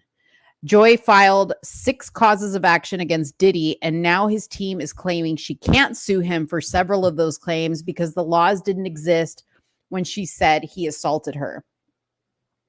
For example, Dickerson Neal's suing Diddy under the New York Services for Victim of Human Trafficking law, which Diddy's lawyers note wasn't in effect until 2007, about 16 years after the incident took place.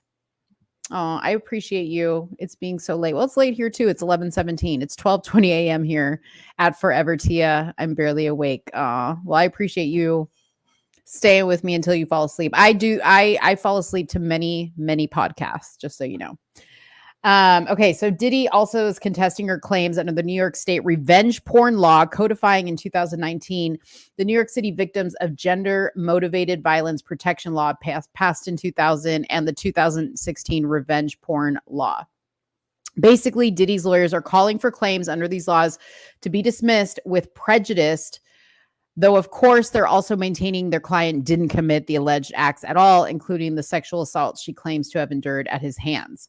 Worth noting, the lawyers aren't making the same argument against the first 2 counts, common law claims for assault and battery and intentional inflictions of emotional distress that don't rely on specific statutes, because the arguments about the timing of certain statutes being passed don't apply to those claims, which are at the heart of her case. So it seems like Diddy is fighting quite a few of these suits. Cheryl, I'm not sure if anything has happened to him yet for lying. I believe that I'm sure there has been some type of, and you're talking about the guy that did use the AI voice. I'm sure now that they found out that he was using AI, there is definitely going to be consequences, but I'll look into it and follow back up. They say that Joy can't sue Bad Boy Records or Bad Boy Entertainment like she's trying, because those two didn't exist yet either.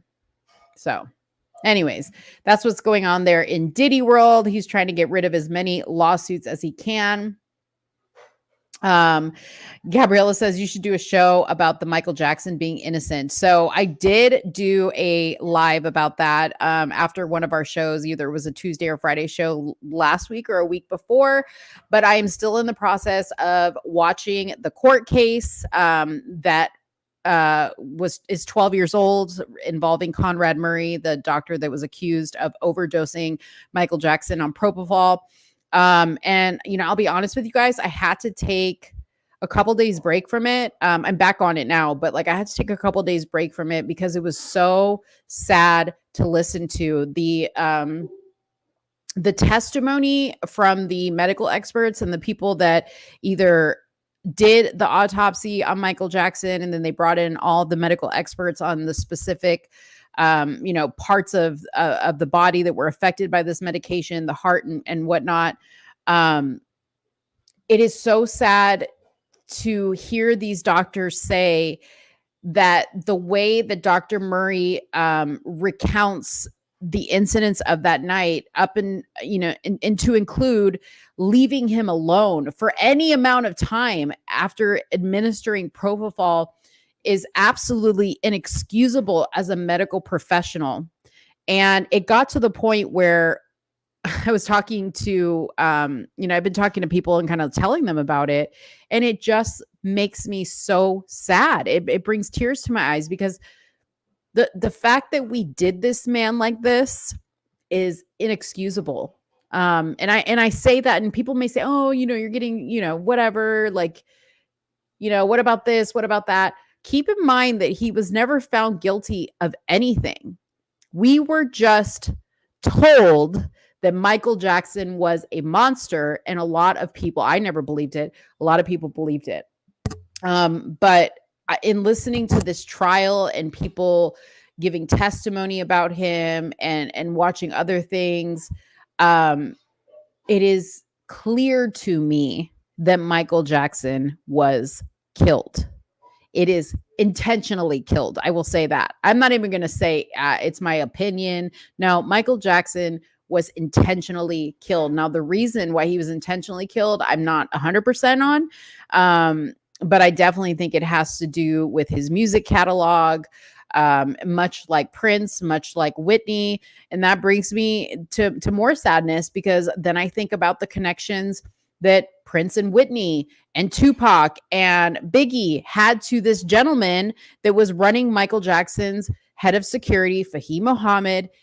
That even infuriates me even more. And, you know, again, we're talking about Diddy. Fahim Muhammad was listed in the Diddy documents for his trial. That if Diddy, you know, the guy that, I forget the guy that brought the big suit that's against him now. I can't remember his name off the top of my head, but he said in those documents, if anybody was ever in any trouble, Diddy had instructed his team to reach out to Fahim Muhammad, his head of security, which coincidentally, he got the job as Diddy's head of security after Michael Jackson died.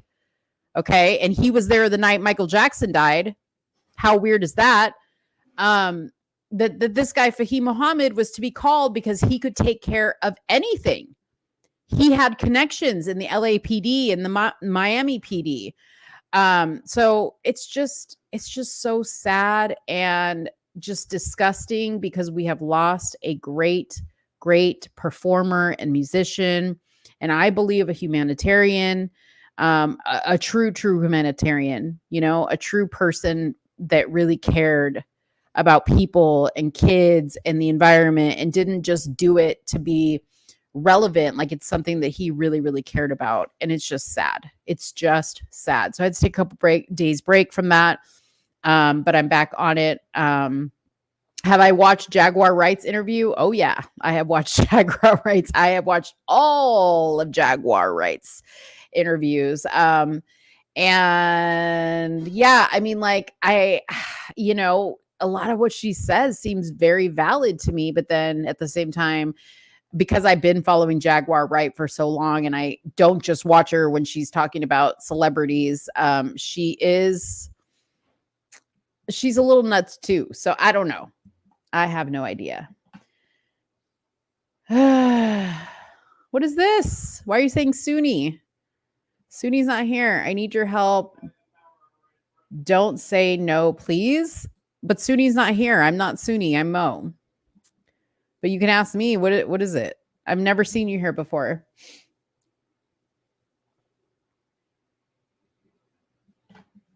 My name is Hichami. Okay, get to the point. We're all waiting. Anyways, while Hikami says what he's gonna say, there was this other article that I saw that was talking about Heavy D and Diddy's involvement. Anyway, you so pretty, first time. Thank you. Can you send me super chat in my channel? My mother, please. What? Okay, I have no idea what you're talking about. Can you send me super chat in my channel? No. But you can send me a super chat. Heavy D, aka Dwayne Wright. Y'all remember Heavy D from the 90s, rapper? So he died November 8th of 2011 at age 44, and he died of a blood clot, deep vein thrombosis, blah, blah, blah, blah, blah. But what's funny about him is, I guess they're tying a correlation between his medical examiner and I'm not Sunni. Like, why are you calling me Sunni? I'm not Sunni. Anyways, they're tying a correlation between Kim Porter, who is Diddy's ex-wife, who also died of pneumonia, to Heavy D also dying of pneumonia, but the same medical examiner declared his cause of death as well. And they're both tied to Diddy. So, man, you know, I joked online about like doing one of those like criminal like detective boards, like where you have like somebody's picture in the middle and then like these yarns going out to like specific individuals, I was like, at some point, this wall that's in front of me, you guys can't see it, but I can see it. I have like a big wall in front of me because I'm in a room. I'm just going to like start doing that so I can like have it in front of me and like make sense. But like, would that be crazy? I don't know. Would that be crazy? All right, guys. So I think I'm going to end it there. We'll talk about Yeezy porn when Suni comes back. And, that will be on Tuesday. We'll be back together on Tuesday. So thank you guys so much for those of you guys that were with me tonight and watched the show. I really, really appreciate you guys watching and sticking through with me. And yeah, you guys have an amazing weekend. I am trying to find our outro. Oh, here we go. Anyways, you guys have an amazing weekend. Thank you so much for watching. Please make sure to drop a comment below. Let me know how you like the show, the topics, and yeah, we'll see you guys on Tuesday with me and Suni. She'll be back on Tuesday for you that are looking for Suni and not for me. All right, bye guys. Thank you for watching. Bye-bye.